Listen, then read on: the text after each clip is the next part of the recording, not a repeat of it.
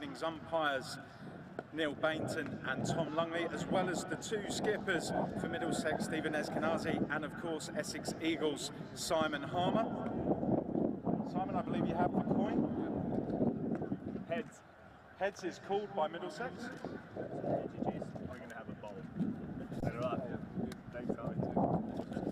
Middlesex have won the toss. Stephen, over you come. What are you going to do tonight? We're going to have a bowl first.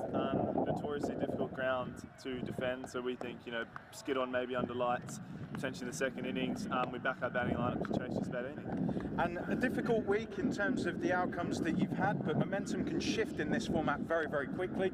Must be looking forward to getting out there tonight. Yeah, absolutely. We take a lot of positives actually from yesterday night's game against a really strong side. We know if we perform anything like yesterday, we're a good chance of coming away with the result. As you said, it's about how we start. The first 20 minutes of this game are really important, so hopefully we can sort of silence the crowd and go from there. And team news for Middlesex tonight?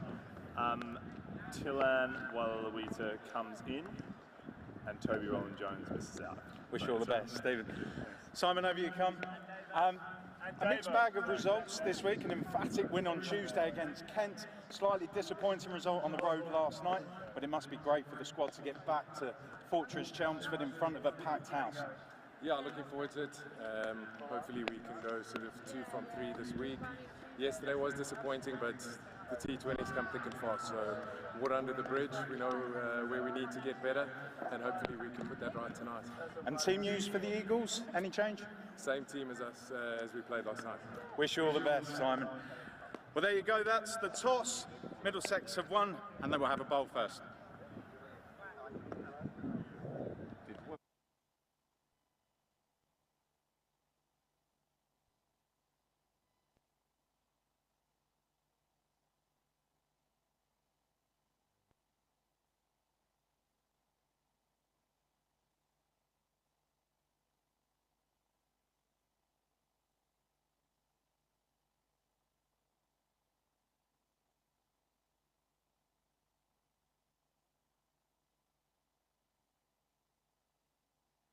Of 11 players, some are batters, some are bowlers, and there's one wicketkeeper.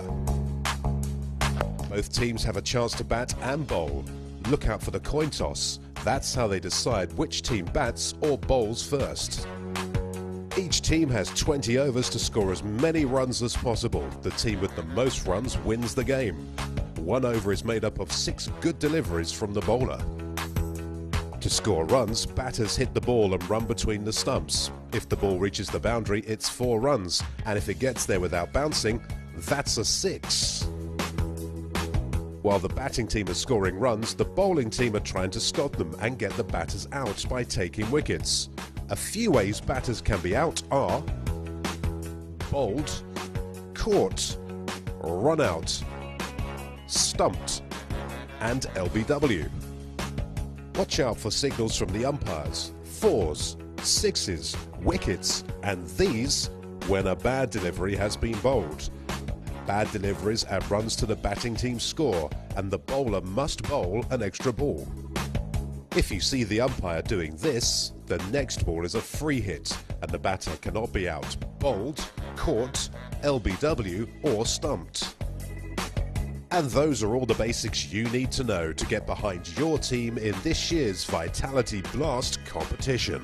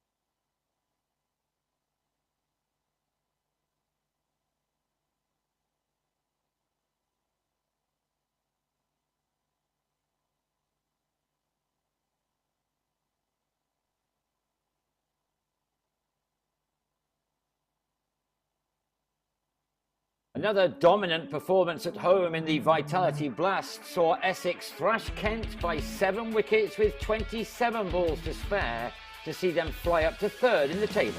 The Eagles won the toss and bowled, and what a decision that turned out to be, as Daniel Sams had Daniel Bell-Drummond held by Simon Harmer at slip in the game's opening over.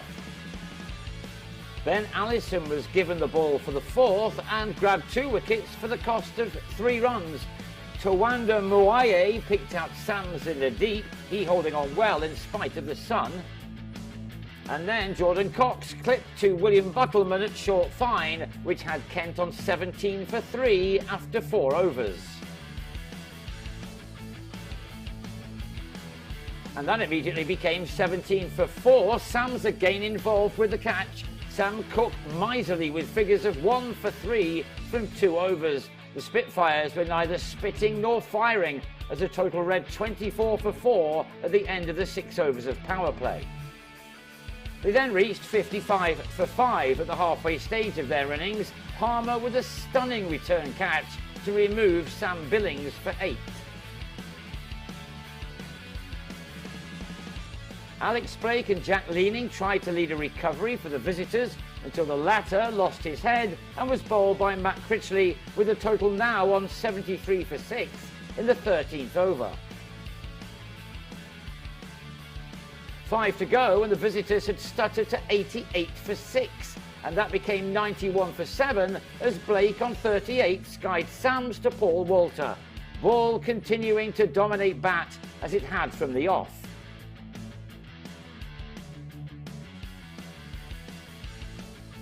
Harmer's figures were ruined somewhat as George Linder went big off the spinner, whose 4 overs still brought him the fine figures of 1 for 19. Critchley bagged the second victim. Sams involved again as Linder went for 18 at 104 for 8, the former Derbyshire man continuing his fine form with both bat and ball. Sams too was in fine fettle, his 4 overs bringing him figures of 2 for 22, even though Kay's Ahmed got hold of the Aussie in his last over. He added a 4th catch to his 2 wickets as Ahmed holed out off Cook to start the final over, the batsman out for 24.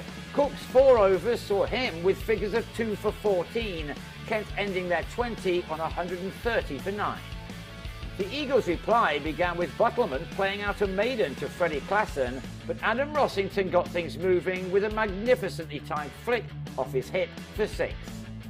But Klassen soon removed Rossington for 8, the left armer with the extraordinary and very rare figures of 2 overs, 2 maidens, 1 for 0. It had been a stodgy start to the reply until Michael Pepper went big in the last over of the power play, while Buttleman finally got moving with a beautiful stroke which took his team to a total of 39 for 1 at the end of the 6 overs. The Eagles would have been happy with that.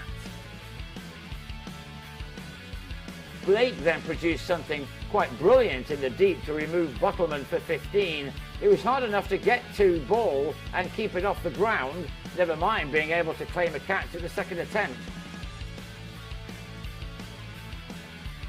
There is an air of confidence around Pepper right now, and it is not hard to see why when you have the ability to play strokes like these. Not only does his batting contain a lot of power, but also immense elegance, as witnessed by this sumptuous shot over extra cover.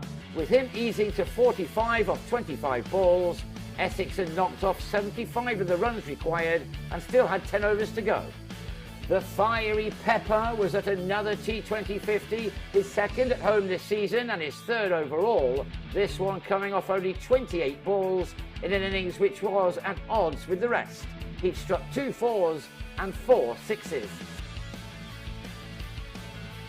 But the next delivery he faced, a top-edge sweep off Ahmed, was easily held by Grant Stewart at short fine leg. He may have gone, but Pepper had surely won his side the game. He left with a total on 85 for 3, with 51 more runs needed and plenty of time to get them. They didn't need much of that time either, as Walter exploded. He brought out the long handle to smash the ball a long way on 3 occasions in the space of 6 deliveries to end his cameo on a 33 which had occupied just 16 balls. To confirm just how this match had gone right from the start, it was won as Linda went wide down the leg side, the ball going all the way to the fence. 5 wides were given, even though 1 would have been enough, the total reaching 135 for 3.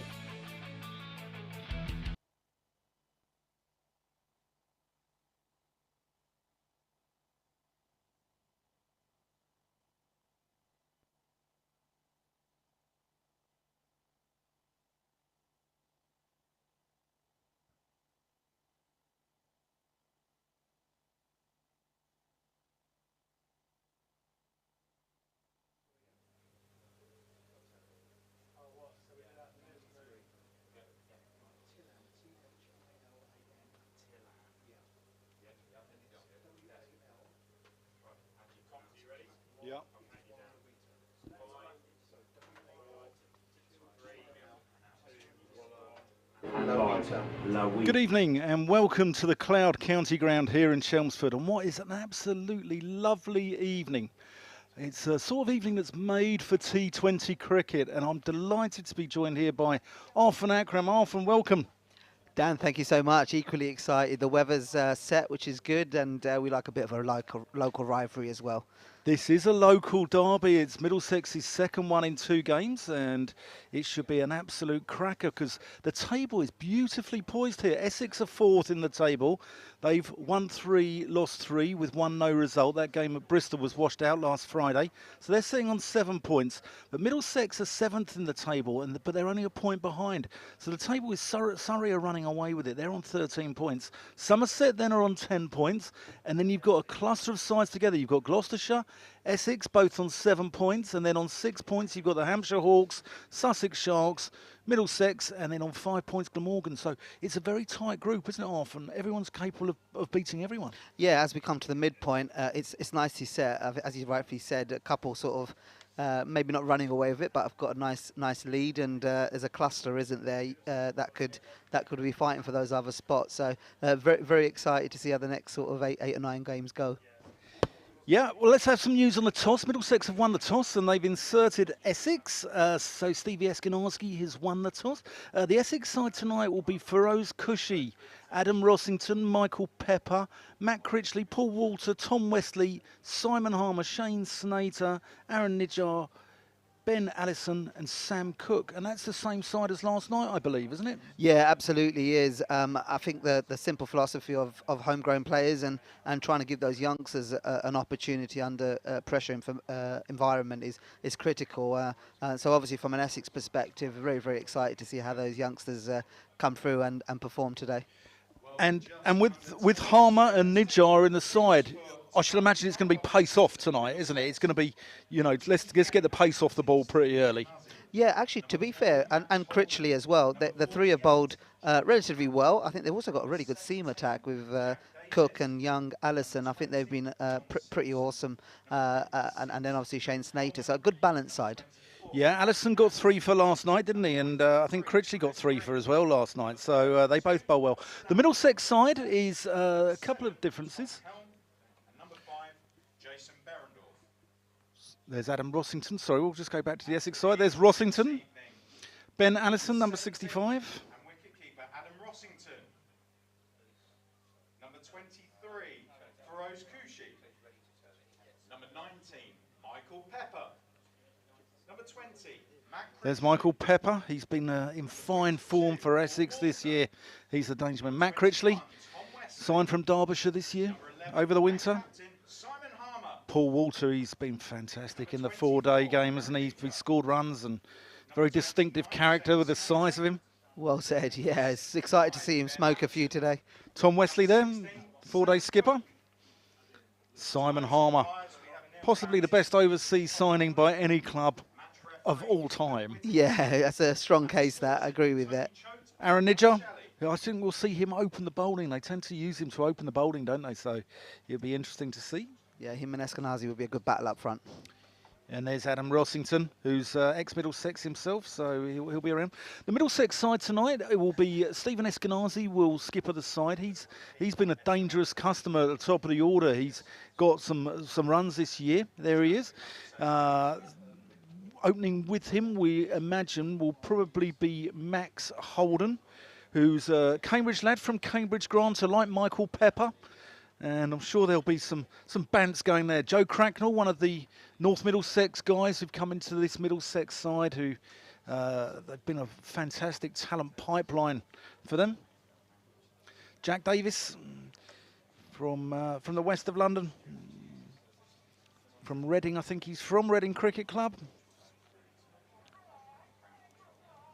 And there's John Simpson, who's the leading run scorer in this fixture of the current players. Fine wicket keeper and dangerous customer. Luke Holman, leg spinner, left-hand bat as well. He's an excellent fielder. You expect to see him on the boundary. He'll be the boundary rider out there today. Martin Anderson, he's another from the west of London. Middlesex have been tapping that area to the west. He's another guy from Reading, and he'll be a good player. Chris Green, you know a little bit about him, Arthur? Played against him a few days ago, actually, yeah. Did you get any? 20, I think, but yeah, they won, so we won't mention any more than that. We did beat him a few weeks before that. Yeah. And Tilan Walalawita, who's from Potters Bar Cricket Club, who's a fine left-arm spinner, and he's come over here. He came over here in 2004. He's a refugee from the tsunami, and he's got a good story behind him. I'm sure we'll discuss that tonight. Tom Helm there, got back into the side recently. He's had a few injury issues this year, but he'll come back into the side. And Jason Berendorf, the left armour from Perth, who has joined as the overseas player, having replaced Shaheen Shah Afridi in recent weeks. So he's a one-day specialist. And it's great to see so many kids here. But Arthur, tell me a little bit before we start about you're the community officer here, your role here at Essex. You're the East London Operations Cricket Manager. What does that entail? Yeah, thanks, Dan. I'm very fortunate working for Essex Cricket. So effectively it's the overseas cricket in East London, 500 boroughs, but it overlaps everything from someone picking up a bat for the first time as a toddler to someone who's never played, all the way to the performance halfway, working with local authorities, cricket clubs, communities, make sure the game of cricket is accessible for all, and then it overlaps with the performance pathway, working with development team and the junior and various programs.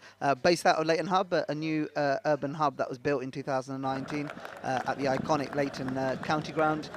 So yeah, very fortunate. And that ground was famous. It's still the record first wicket partnership, isn't it? Out of I think 555, wasn't it? You are correct. Yeah, 555 for naught. I wouldn't want to be in a field of those couple of days. I'm sure every Yorkshireman will remind you, because it was George Hurst and Herbert Sutcliffe, I think back in the 1920s, wasn't it? So, yeah, a long time. Just before my time.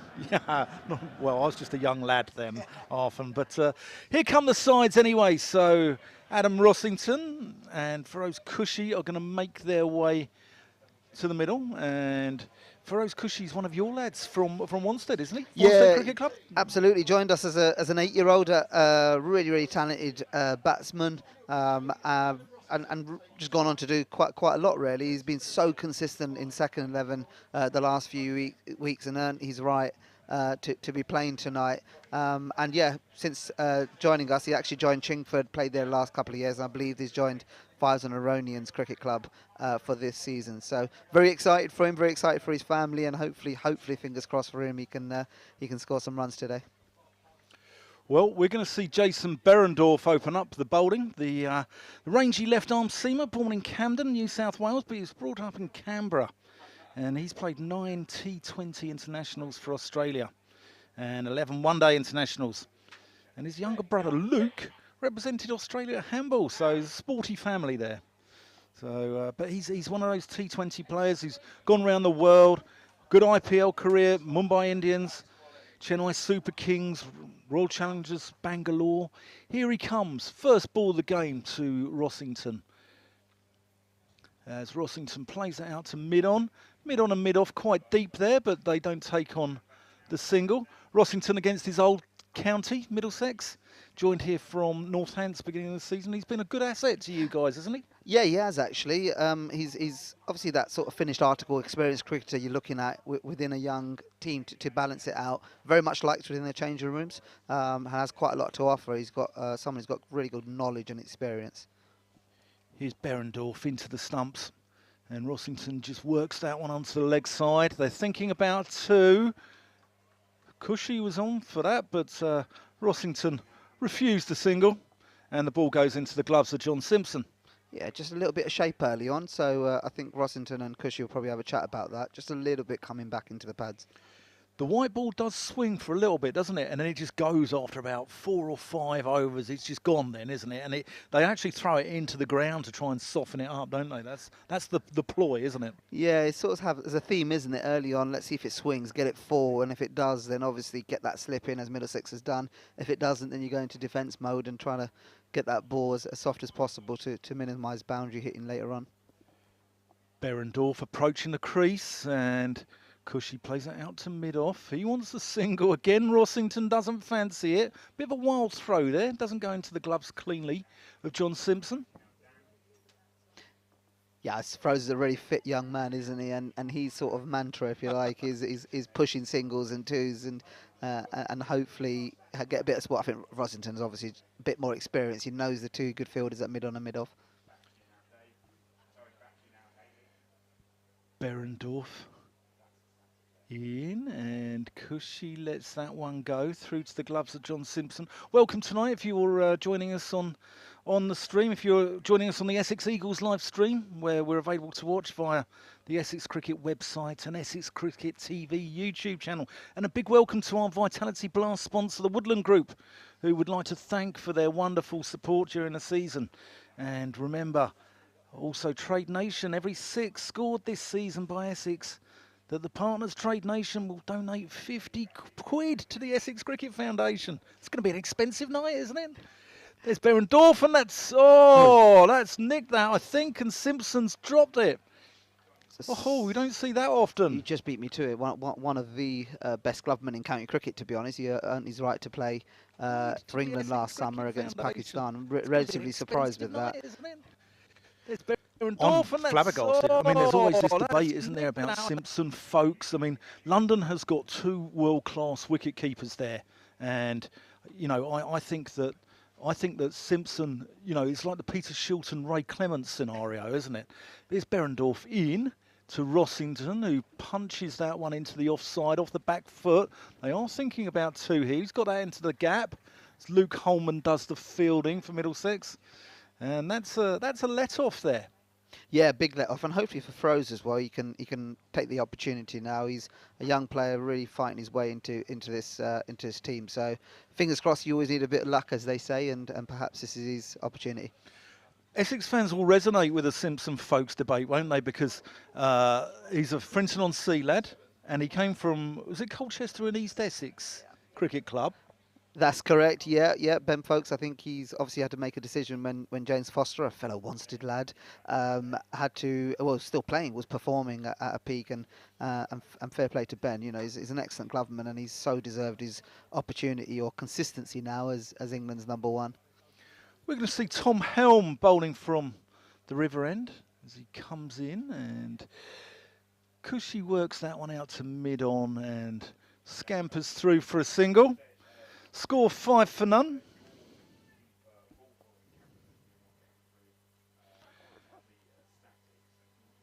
Lovely evening here. Full house. People enjoying the sunshine, because it's been a very dry spring, and it hasn't been that warm, has it, Arf? It's been a little bit chilly. It's a double sweater job, isn't it? I think you've got to pack for all occasions, don't you? It sort of deceives you with the warmth. But all I can say is the queue for the ice cream van when I was walking up was big. So you know it's a nice evening when you see that queue. Here's Helm's second ball of his over. And Rossington works that one. Behind square on the onside. He's going to get 2. Yeah, Berendorf gives chase and keeps it low out of the sun. Did you have a ice cream yourself? Did you partake in a 99 flake with sprinkles off? Or? I'm an athlete, honest.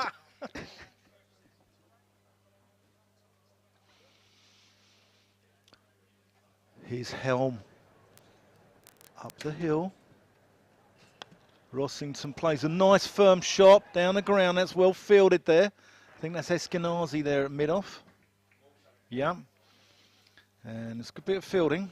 Cut a boundary, because that runs away down there, doesn't it? And it can, I'm sure you'll know this ground. Yeah, I think in all fairness to Middlesex, they're both some really tight lines, both to Feroz and Rosington at the moment, and not giving away any boundary balls.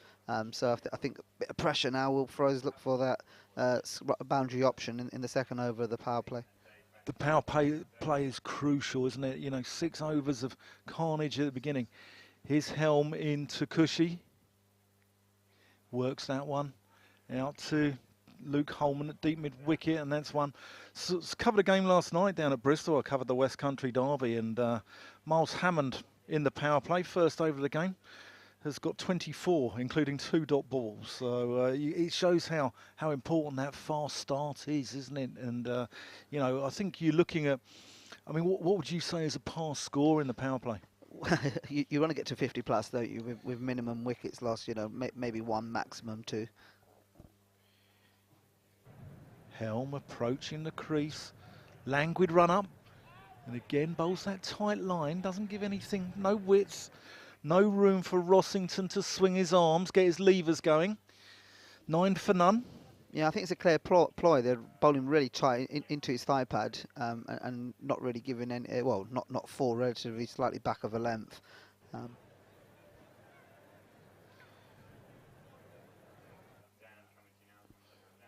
Well, you're going to be leaving us for a little while at the end of the over, Arthur, and we're going to be delighted to be joined by Dan Lawrence, who's going to come on to comms. Helm in, firmly pushed into the covers there by Rossington, and that completes the second over. It's 10 for none, and Arthur will see you soon. Delighted to be joined by Dan Lawrence. Dan, welcome aboard. Hello, mate. Thanks for having me. So we're talking about power plays there. What do you think is, where would Essex want to be, do you think, at the, you know, at the sort of end of the 6th over? I think because this is the 3rd game on this particular wicket, I think batting first allows us an opportunity to assess for a couple of overs. From what I've watched so far, it looks like a fairly sluggish sort of wicket. So anywhere between 45 and 50, I think, would be a good result for us. Berendorf there, that's down the leg side. It must have got a little bit of pad on that, perhaps, because it hasn't been signalled a wide. So you think it's the 3rd game on this wicket? You think it's a pace-off wicket? Yeah, definitely. I had a little look at it earlier, and it does look particularly dry. None of us really know what a good score is. So I think anything above 160 to 170, with our really good spin bowling attack, I feel like will be a tough score to chase. Here's Berendorf in, and Rossington plays that out to mid-on. Mid-on's quite deep there, and they scramble through for a single, 11 for none. So you're out injured at the moment. You've had a little bit of a hamstring injury, is that right? Yeah. About 6 weeks ago, I tore it for the first time in a championship game down in Edgbaston, unfortunately. And then came back and played against Lancashire, and then unfortunately it decided to go again. So yeah, a bit unfortunate, but I think I'm only a couple of weeks away. So thankfully the lads have been doing really well in T20, and I haven't really been required as yet. Berendorf in, Cushy pushes him out to mid-off, but there were more than singles in the power play, won't they? Yeah, I think so. I think it is all about taking calculated risk in the first 6 overs. It's an interesting partnership because Rosso's obviously our big power hitter, and it'd be brilliant for someone to actually really get hurt by him. I think it's due. And Feroz is a really exciting young talent who, when he gets going, is really exciting to watch. So I'm sure if we can get one big over in this power play to get us going, we'll be in a good spot. Berendorf at the top of his run there, and that's a good delivery through, and it goes through to John Simpson. Have you faced Berendorf before? I have, yeah. He's a really canny operator. Not express by any means. He's just very disciplined in his line and length. And as you saw there, he jammed in a really nice Yorker, not allowing Rosso to free his arms. So I think it's all about being smart and almost playing him off a little bit, and then trying to target a few of the other boys. Berendorf in, and Rossington uses his feet. That's gone down the ground. Oh, and I thought that was nearly down the throat there of long on. Yeah, it was good fielding. That was Martin Anderson down there at long on, and he saved a boundary, but it was very perilously close to a catch there. So, I mean, you reckon you're a couple of weeks away from a return? You're not having a little run out for Chingford threes tomorrow, are you? Or? Yeah, I'd still get asked the question, which I do find quite amusing. No, unfortunately not. I probably could risk it. Probably could risk it, but if I miss the rest of the season, it doesn't really seem worth it for the sake of a couple of games. It would probably go down particularly badly, wouldn't it? Yeah. So, yeah. Tough start here. Tough start. The wicket looks tough. It's sticking a little bit in the wicket, isn't it? It's. I mean, I think it's one of those that you bowl it into the pitch, isn't it? Yeah, definitely. I think it's more about bowling your red ball. Yeah, it's about bowling your sort of red ball lengths and making the batters hit you off that. But I think this is going to be quite a big over in the game where we're obviously going to start taking some risks, and it's obviously going to give them more chance of taking a wicket. Michael Pepper's been in unbelievable form in the Vitality Blast this season. Yeah, he's come on leaps and bounds. He's always been a really talented player. I think me getting injured and him being able to have the opportunity to step up to number 3 has really helped him, and he's just played with such freedom, and he's such an exciting player to watch. Martin Anderson going to start, and that's short. Rossington tries to carve him there, but only gets it out to mid-off. Score still 13 for none after 3.1 overs. And you've played around the world. You played a little bit of Brisbane Heat in the Big Bash League. Bumble, David Lloyd said recently about the Vitality Blast being the best competition in the world. I mean, what are your views? I'll come on to that after this ball from Martin Anderson. As Rossington moves his feet, that's gone down the ground, and that's straight down the throat of long on. And that is the end of Adam Rossington for 9. Yeah, I think it was always going to be a big over in the game, like I was mentioning. We sort of had to make a play there a little bit.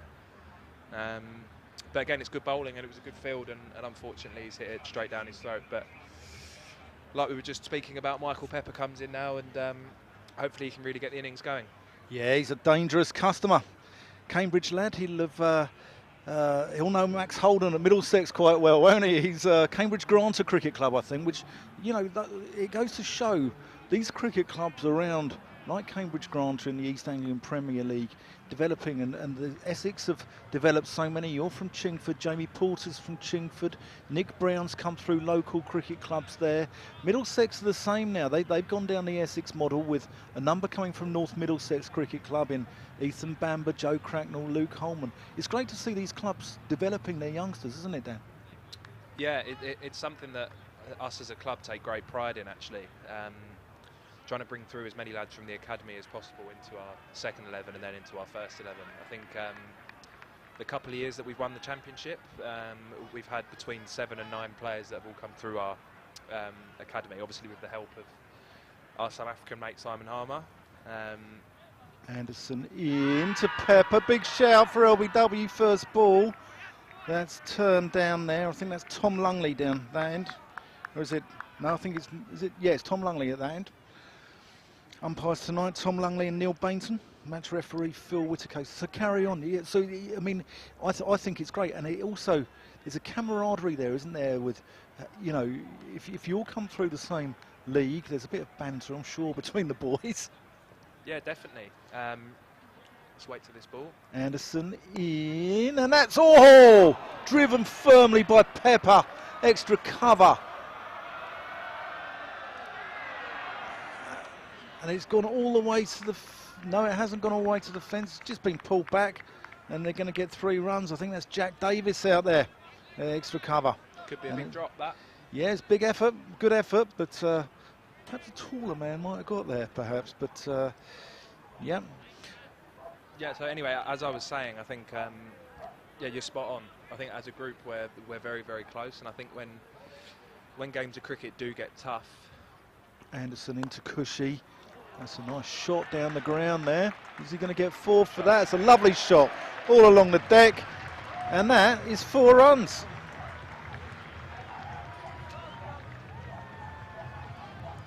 Lovely, glorious, wasn't it?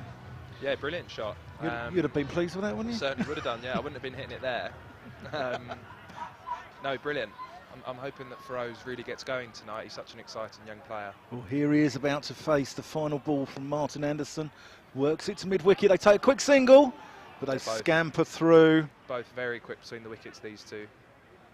I think that's going to be really important tonight on a wicket that doesn't look that easy to score on. I think hitting sweepers really hard and pushing them and running twos is going to be massively important. Try and sort of manufacture runs out of nothing. Yeah. Definitely, yeah, definitely. As you can tell, a lot of the balls are hitting the stickers of the bat and not middle, so I think if we can be smart and look to get up to sort of 150, 160, we're going to be banging the game. And England, I mean, obviously, you know, firstly, Essex comes first, doesn't it, with your hamstring, etc. But there are opportunities. I'll come on to that because we had a change. Oh no, it's better. Oh, that's scampered a single there off the pads. I think they're going to get a leg by for that. Yeah, they scamper through for a leg by. 21 for 1. Pepper on 3, Cushy on 9. Tom Helm's come back from the Hayes close end. I think Michael Pepper might be taking this over on. In the way he's been playing his cricket this year, I think it wouldn't surprise me if he dances down the wicket here and tries to clear the ropes. So England, I mean, you know, obviously your ambition first of all is to come back into the Essex side, score runs for Essex, and then see what happens there, I should imagine. Yeah, definitely. I was very disappointed to not be named in the England squad, but sort of as is life. How many ramps that? That's gone all the way. That's a glorious shot there. Pepper, innovative, clever cricket. 6 runs. And that is the first Trade Nation. 6. 50 quid. 50 quid from Trade Nation. Fantastic. And that goes to the Essex Cricket Foundation. So, wonderful charity. It really is. Brilliant shot from Michael Pepper. Takes a lot of balls to get down on one knee and sweep it over your head. And he's done it brilliantly. I'd probably hit myself in the forehead doing that, but as would I. His Helm, that's down the leg side, and he's got a little feather on that, and he's been given there. Down the leg side, strangle, caught by John Simpson down the leg side. And the Essex Eagles are 28 for 2. And Michael Pepper has to depart for 9 off just 3 balls. Well, it's a real shame. He got a great ball to. He got a great ball to try and do the same thing he did the ball before. Unfortunately, just got a little feather on it and has to be on his way. Yeah, that's going to be a disappointment because he's the danger man, as is Stephen Eskenazi for Middlesex, who's gone off like a train this year, isn't he, in the T20? Yeah, no, he's a really really explosive player. He's Eskenazi. He seems to do well every year, actually. When him and Max Holden get going, it can be quite hard to stop sometimes. So hopefully, if we get them early, we'll be right in with a shout.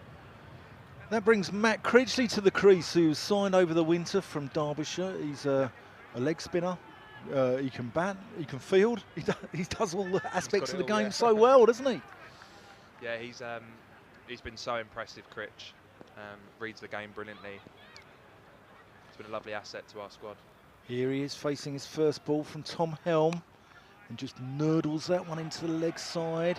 They think about a second, but it's a little bit too close to the fielder for them to go with that. Robin Das, he's a youngster here at Essex. He got on the field last week at Lords. It must be a fantastic moment to do that. Brilliant, it's brilliant. Obviously with COVID, with the COVID restrictions coming to an end, it's nice that the 12th men can go to Lords again. I asked him this evening. He said he had it the week of his life, which is brilliant. He got to meet all the lads and got on the field and got a bit of airtime. So, no, really happy for him. And it was good for him to experience. Helm in to Cushy. They've got the fine leg up in the circle. So this is Middlesex will be pleased with this in the power play. Coming to the end of the 5th over, score on 29. Do you remember the first time you played at Lords, Dan?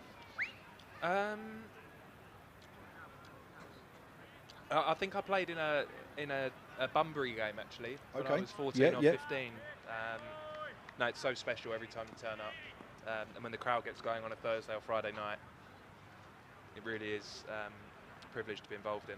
Helm to Cushy, plays that one firmly on drive. Just one though, they've got the man out at long on. That completes the 5th over. Essex Eagles 30 for 2. Very canny bowling attack, Middlesex. Tom Helm's obviously been very good for a number of years now, hasn't he? So I think it's all about attacking some of the more inexperienced bowlers that are going to come in the middle overs. And I think Critch is our man to do that. Yeah, I think they'll take pace off as soon as the power play's over. They've got Tilan Ulalawita and Chris Green there, Luke Holman, leg spinner, and Middlesex let Nathan Souter go out on loan yesterday. He's gone out on loan to Durham, which has surprised a few Middlesex fans. Anyway, here's Martin Anderson in, and that's punched through the offside. There's at least 2 there. They're only going to get 2. So moves score on to 32 for 2. So going back to Lords, it's a privilege to play there. I hear the lunches are fantastic as well. Is this true? Yeah, they are. They're outstanding. You've generally got the choice of more than one course, so you can have a lovely starter, and then there's always good desserts at Lords, so you can always have a cheat day when you go there. Anderson in, Shot. and that's Great shot. Shaw, and that's pulled through mid-wicket ferociously there by Feroz Cushy, and that's a lovely shot. That moves him on to 16, score on to 36 for 2. Yeah, I mean, I've heard various things about the lunch. Ed Giddins told me once that it was so good that, you know, you could take a first date there. It was that good. It was that good. No, it's better than most restaurants I've eaten in London. No, it's so high class. It's actually a really good week to be 12th man because you can fill your boots. Anderson in, Cushy pushes him through point. That might run away there down towards the Felsted School stand. And they're going to get 3. So moves the score on to 39. Now it's good placement there from Cushy. Yeah, I mean, everyone talks about the lunches, and I know Mike Gatting was a big fan of the desserts there as well. Big fan of the spotted Dick and custard, I believe. So yeah, I've heard similar things. No, it is. It's very high end actually, and it's always a great day to go there. You get there a couple of hours early and tuck into some lovely food. Anderson into Critchley. That just drops short of cover, and it's all happening here. Nearly caught, nearly run out. Oh, 39 for 2. It's a dot ball at the end of all that. Where else is good on the circuit for food? What's the, you know, because it's all much of a muchness these days, isn't it? It's all sort of very healthy, and it is. Well, with the way that cricket's gone, with nutrition taking quite a big part, quite a big importance. Anderson in, and Critchley thinks about one, but Cushy turns him back. Yeah, the food has become quite annoyingly healthy in the last couple of years, but it's normally the test grounds have got obviously the bigger budget, so they can afford to fork out on the better food. Yeah, if you go to Trent Bridge, that's always good food. Hampshire's always good. The food here at Chelmsford's been outstanding as well. Anderson into Critchley. That's gone into the offside. That's going to be out. That's a good diving catch there. I think that's Chris Green out there, isn't it? That was Chris Green, yeah, really good catch, diving in front. Yeah, made a lot of ground there to get there. Straight into the sun as well at that end. This brings the score to 39 for 3. Yeah, tough start for Essex. One ball left in the power play. Yeah, it's probably one more wicket than what we'd have liked to have lost. You can normally accept losing 2 wickets in the power play as long as you've got the game moving forward enough. But thankfully for us, we've got a very deep batting order, and someone of sort of Paul Walter's calibre coming in now really helps us. He's been fantastic in red ball cricket, hasn't he, Paul Walter, this year? Yeah, he's been brilliant. Well, unfortunately, at the start of the year, he couldn't get in, and I think he had a bit of a point to prove when he got into the sides. and he's just been like our rock in the last sort of 4 or 5 games, and he's chewed up a lot of balls and scored some runs, and he's just a really handy cricketer to have in your side. Going back to the sort of the 4-day game, I mean, there's been a lot of runs scored around the country, isn't there? Is it the Duke's ball? Is it the dry spring that we've had? You know, I thought Essex might top the table, and Surrey seemed to be very strong in both these competitions this year. Yeah, there's been more runs than I've ever experienced this year. We've got bowling now, Chris Green. Yeah, Chris Green's going to take the first over after the power play. Just nurdled into the onside there by Feroz Kushi, brings him up to 20. Score on to 40 for 3. Yeah, the wickets have been really good to bat on, but I think the batch of Duke balls that we've received this year have been going softer a lot quicker, which has actually been, obviously as a batter, brilliant. But for us, it's been quite tough, because obviously we would like our bowlers to be nipping the ball and Harmy to be spinning it massively. Green in and just worked. Paul Walter first ball off the mark. Languid single into the onside. Yeah, unfortunately it hasn't been that way for us yet this year, but I think when the wickets start spinning and the wickets get a bit drier, I think Essex are going to be a real force this year. Was Jamie Porter been moaning about it? No, he's Green in. Nice batting. Just uses his feet, pushes him into the onside, out to deep mid wicket. No, Porter's been brilliant actually. With Shane Snater coming on so well for us in red ball cricket, unfortunately Jamie had to miss out. But he's a very tough man to leave out, Jamie, because he gives so much to the team, and he was very determined when he came back against Lancashire, and he bowled amazingly. So I can expect big things from Jamie for the rest of the year. Green around the wicket to the left-handed Walter, defends that into the offside, no run. And you have a thing called Harmy Day, I believe, here at Essex, which is the 4th day of a county championship game, which you tend to get off play golf due to Simon Harmer getting the wickets, because Green, Walter just pushes him into the onside. They're thinking about 2. No, they don't take it on. Probably would have made it. Yeah, so Harmy. The Harmy Day. Yeah, Harmy Day's a good day, isn't it? It's a great day. We haven't had too many Harmy Days yet this year, but usually, yeah, we put a photo on the WhatsApp group of all of us on the golf course or enjoying something else on the day. We won't go into that. And go, yeah, happy Harmer Day. Green back over the wicket there to the right-handed Cushy, goes cutting, no run. That completes the over. Good over. 43 for 3. Middlesex just turning the screw a little bit here, aren't they? They're strangling it a little bit in this sort of. Well, they've had a very good start, so it's not in the middle overs, but they're just slowing the rate down.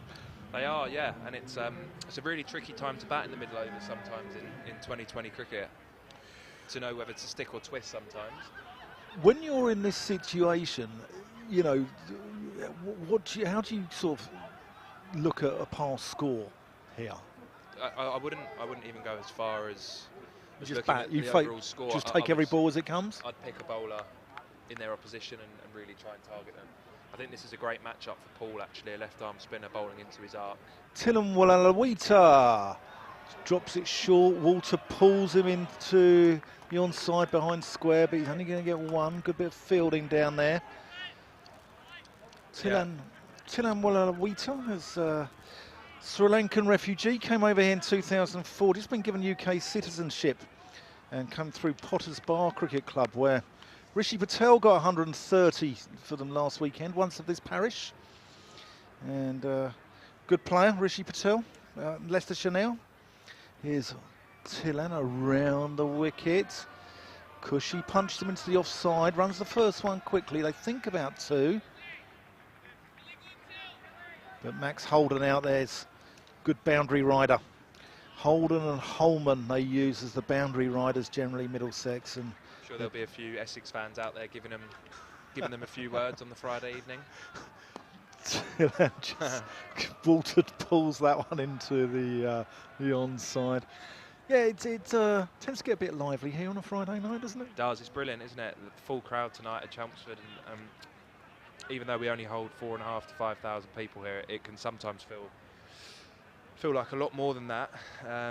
It can be a brilliant crowd for us when we're on a good run. That's cut away back to the Great shot square. That's good Rose. placement. That goes away for 4 runs, and that brings up the 50 in the 8th over. 7.4 overs gone, 31 minutes gone in the game, and they've had to work hard for that. Yeah, again, it looks really tricky.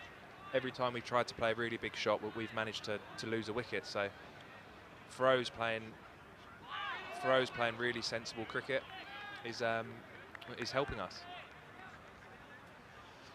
So that's 50 up. Cushy's got 26 and Walter on 4. The men out, Rossington, Pepper, Critchley. Really good batting from Feroz, understanding that we're 3 wickets down and that we need to consolidate a little bit, and he's just ticking the scoreboard along nicely. Often you see batsmen in sort of T20 cricket, they hit a boundary and then they try and get off the mark again next ball. Is that the trick, getting a 1 next ball after it? Or do you try and whack another boundary? Yeah, I think that's quite an old school way of thinking about it nowadays. That used to be the way that one-day cricket was played, where you try and hit 4 or 6 and then nudge it for 1. But like I said, if you really fancy someone, I think it's important that you try and take the over for 20 and really get ahead of the game. Green in. Cushy tries to force him off the back foot, gets a thick inside edge and it dribbles out onto the onside for no run. Big shots coming here, I think. I think so as well.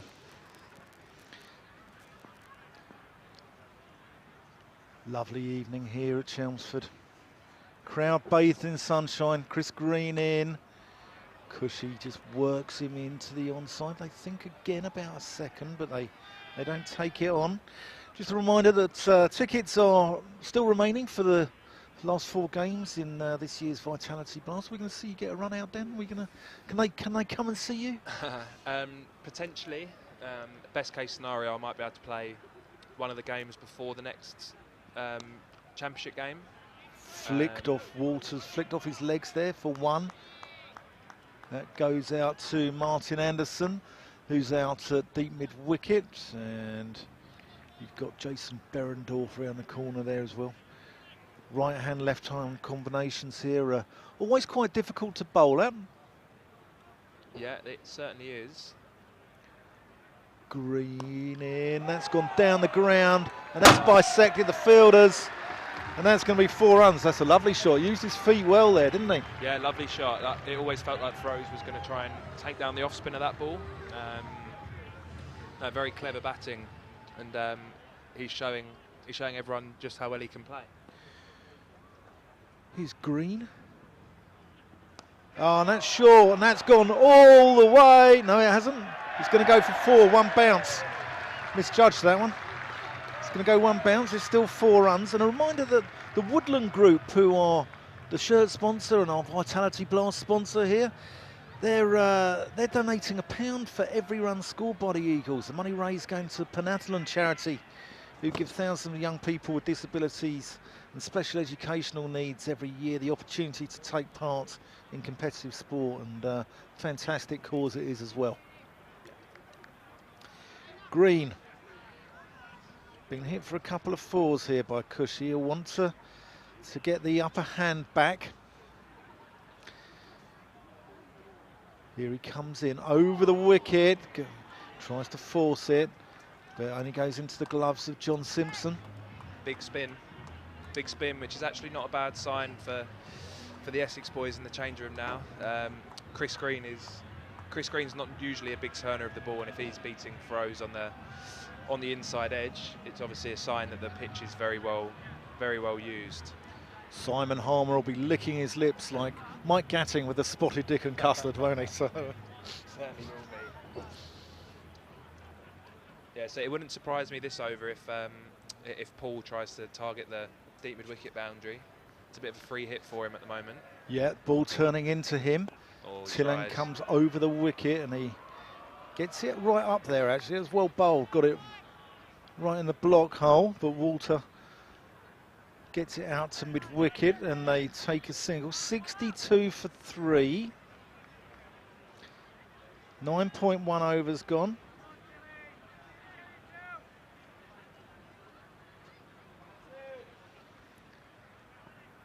Yeah, the crowd enjoying themselves here. Round the wicket, that's gone up in the air. He might have got away with that actually. No, oh he has. Oh, that's hurt, that's hit, that's come out the sun. And that's Chris Green out there, isn't it? That's hit him on the head, I think. So, yeah, I think they're calling for assistance there because I think it might have hit him in the nose. Let's have a look if we can get a replay on this at all, or? Don't think this is going to be that pretty. No. You must have taken a few like that over the years, have you? Yeah, I'm actually really surprised he hasn't caught that. He's one of the best fielders going round. Yeah, he's caught it on the jaw, I think. No, he has, yeah. It's hard out of the sun, though, isn't it, here? It's a difficult... Is it a hard viewing ground for catching, do you think? Or? I think at this time of the night it's particularly tough, with the sun just setting over the ground, and when the ball gets caught up in it, you get very late sight of where it comes out, and to catch it sometimes it really is pot luck. What's the worst viewing ground you played on? By a country mile, Sussex. Sussex away. Similar sort of story when you're fielding at deep square leg, and the sun is literally looking right at you, and it's terrible. Sunglasses don't even really help. Well, we're back on, and Cushy pushes that one off the back foot. The long and short of that was that he got 2 runs. It bounced off Chris Green's jaw and went flying off, and it's bad form, isn't it, to keep running there? Yeah, but they got 2 runs out of it. Anyway, here's Walter, and as Dan predicted, this might go leg side. He might be looking to pick him up into the onside. Oh, and that's a good bit of fielding by Max Holden now there. Stopped a boundary. And again, that's out the sun. That's not easy to get. So Hove's a bad sighting ground? No, yeah, it's really tough, really tough. Essex is particularly difficult in a T20 game. I think one of the fielders might be getting a chance out there. Over the wicket, Walter pushes that into the offside. Berendorf. Yeah, Berendorf cleans up. Oh, sorry, Eskenazi cleans up there, extra cover. No run. Tilem Alawita. And that's Walter uses feet to him, goes down the track. Nearly swung himself off his feet. Yeah, nearly a stumping chance for John Simpson there. I've got to ask you, who's the quickest you faced? I think in red ball cricket, Bumrah's probably been the quickest that I've faced, purely because he's all arms and legs, and you can't really see with the angles that his body gets into. It's hard to pick up where it comes out from. And we've had Rabada here in a T20 a couple of years ago, and he was particularly quick. But at least in white ball, you can step away and act like you're not scared. Just giving yourself a bit of room rather than backing away a square leg. Talking of actions with all arms and legs, Dan. Yeah. You're bowling. Yeah. You enjoy bowling? I do. I love bowling, and believe it or not, it does feel normal. My action does feel quite normal when I let go of the ball. But then when I watch it back on video, it's definitely something. Martin Anderson's coming into attack because Chris Green is off the field.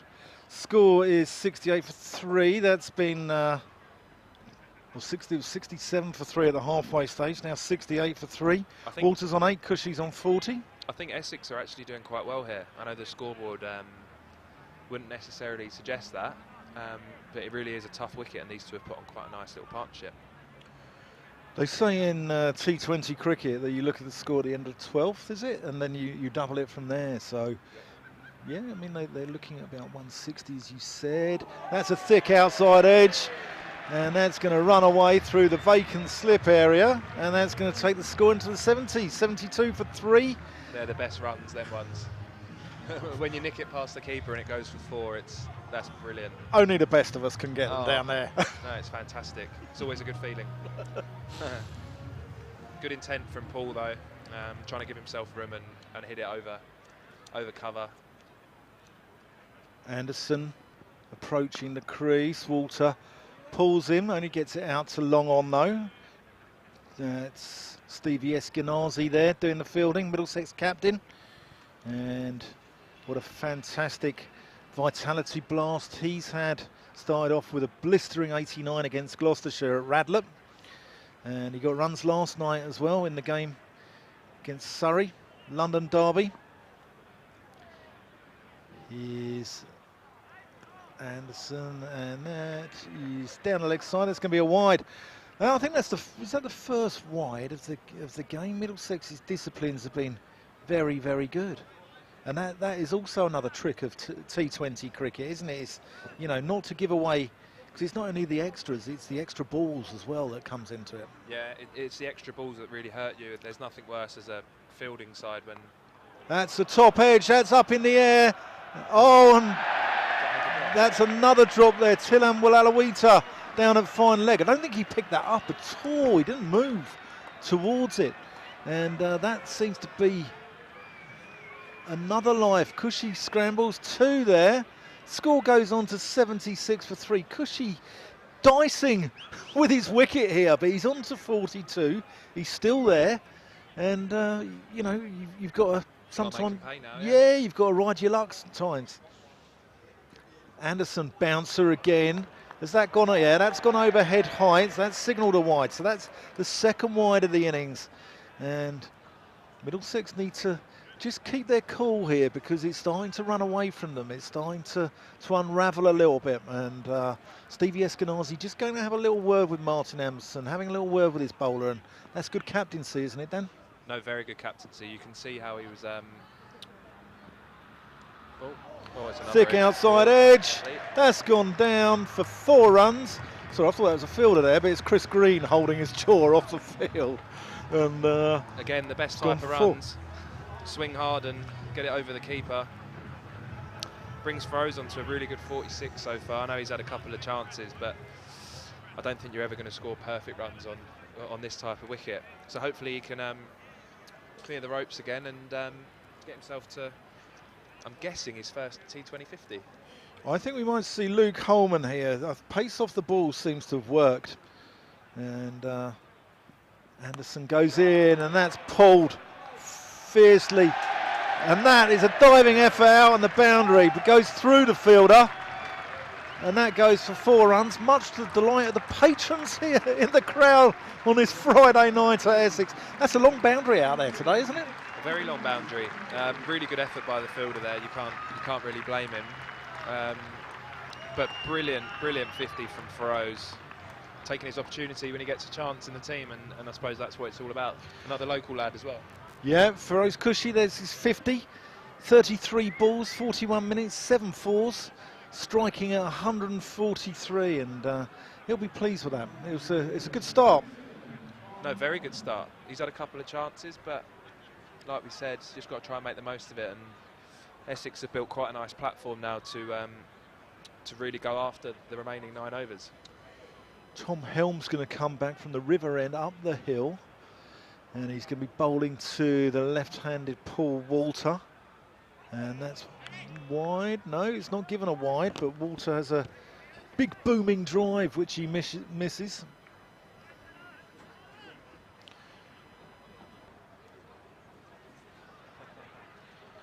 And Dan, England are playing New Zealand. I was at the game at Edgbaston last year. You got a wicket right at the end of the day, didn't you, in that one? I did. I can't remember who you winkled out. Was it Williams? No, it wasn't Williams. No, Will Young. Will Young. He was unfortunate enough to get out to me. It's always a good feeling. I actually prefer... That is a wide there from Tom Helm. Tries a slower ball out the back of the hand and gives away the extras. I think Middlesex are missing a bit of a trick here. They're going to their slower balls and starting to bowl wide, where I think it's a wicket where you need to hold your length for as long as possible, because it really is challenging to hit the ball. So I think if they keep going wide, I think the runs could start to flow.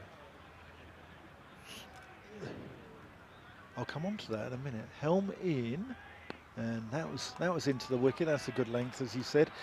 So At what stage do you start sort of going to your slower balls and the ones out the back of the hand and start using your tricks? At what stage? I mean, obviously it depends on the ground. Yeah, definitely. I think it's all dependent on how good the wicket is. If it's an absolute belter, I think it's important to show the batters your skills quite early, and just try and almost bluff the batter to try and make them make a mistake. But on challenging wickets like these, I think you just got to hold your nerve and hit a good hard length for as long as possible until someone hits you off of it. Helm in, that's short, that's coming our way here, that's 1, 2, 3 bounces, crashes into the advertising boards in front of us. That was a bit of a freebie, wasn't it? It was, again, another, he tried to bowl a slower ball bouncer and it probably wasn't needed. But Froze, great presence of mind to see it and loft it over 45's head. You've still got to put it away, haven't you? You have to put it away, and sometimes the really bad balls are the hardest ones to hit because you're not expecting them, but no, he did a brilliant job of it. Helm in, and that's well bowled, that's defended. Cushy pushes that one back to him. Good length has hit the stickers again. It's another example of bowling that and make Feroz try and do something off of that length. That 4 there just brought up the 50 partnership between Paul Walter, Feroz Cushy. Cushy being the mainstay of it. 54 he's got now, 34 balls, and he's motoring. He's Wanstead boys, isn't he? Wanstead Cricket Club, another one of the northeast London lads here, like yourself. Yeah, I think he's played the majority of his cricket at Wanstead, and then we as Chingford poached him for a couple of seasons. I had a little word with him and told him that my dad produces really good wickets, so we got him over there. No, he's such a good player. One run there to Cushy. So they're all they're really good wickets at Chingford. Your dad does the wickets there, and he does, yeah. Yeah. No, you like batting on them? I do. I haven't had the pleasure of batting on them for a while. I think I might need it to get myself in some form. Walter pulls that fiercely through square leg, one bounce into the crowd in the Felsted School stand, and that moves the score up to 96. Yeah, great shot from Paul. Another really productive over for the Essex boys. Platform set beautifully now for everyone to go on and have a bit of freedom. So we talk about doubling the score at 12 overs. 12 overs have gone. Yeah. Score 96. Will Essex want 200 from here, do you think? I mean, it's a big ask, isn't it? I'd be amazed if we did get to 200 from here. I think realistically 10 and over from here would be fantastic. So anywhere between 175 and 180 would be a massive total on what looks like a really challenging surface. Chris Green back in. Go on, Dan, you take it over. Go yeah, on, go doing on. your job for you. Yeah. Shot. Throws, lifting Chris Green over his head for a massive, massive 6. Really impressive batting from Feroz. Really loosening up now and putting on a show for the crowd. I've got to say, Dan, you're wasted in cricket, mate. You're a natural behind the mic. It's good fun. It'd be an easier gig this than facing the ball nipping around all the time. That was a lovely shot, wasn't it? Straight over long off. It was a big 6, yeah. That went over the house at the back, so yeah, it would have been 6 on most grounds, that. The Glaziers must do quite well. I mean, there's flats down there. There's a house at the Hayes End close. And the local Glaziers must do quite well here in Chelmsford. Have you popped a few windows here in your time? I've had a couple of good nights out, yeah. Yeah, the thing with it is it's such a small ground, and when you get going, it's really hard to stop. Throws again. Ball's up. Oh, and he's hit another big 6. Brilliant shot from Feroz Cushy. Chris Green almost lobbed it up, expecting him to hit it straight up in the air, and he's crunched it for a massive 6 over long on. That was huge. That went a long massive. way in the air. No, it's massive, and it looks like it's some very costly drops out there from the Middlesex boys. Feroz is really making them pay. Striking at 176 now on a challenging wicket is so impressive. But I think you've been very modest about the, you know, I mean, being a tough ground to pick it up, because I last was here last season. I think I covered the Essex-Kent game, the T20. And I think you took 4 catches out there, didn't you? I did. I do remember that. With your back to the sun. Yeah, with your back to the sun. I do normally put myself in the nicest corner of the ground. No, the thing with 2020 catching is if you drop your first one of the year, you become very nervous under your second and third. But if the first one goes in, you're normally cool as a cucumber. Yeah. And the Essex crowd certainly lets you know if you put a couple down. 2 sixes in a row off the first 2 balls. Feroz is definitely lining up his 30 over, I think. How does a bowler cope in this situation? Well, Chris Green's played a lot of cricket, so it'll be interesting to see what he does. Oh, good bowling. He's just jammed it into the pitch, and Feroz has been quite sensible, actually, and not looked to hit that for 6 as well. I'm sure he'll be lining this 4th ball the over up.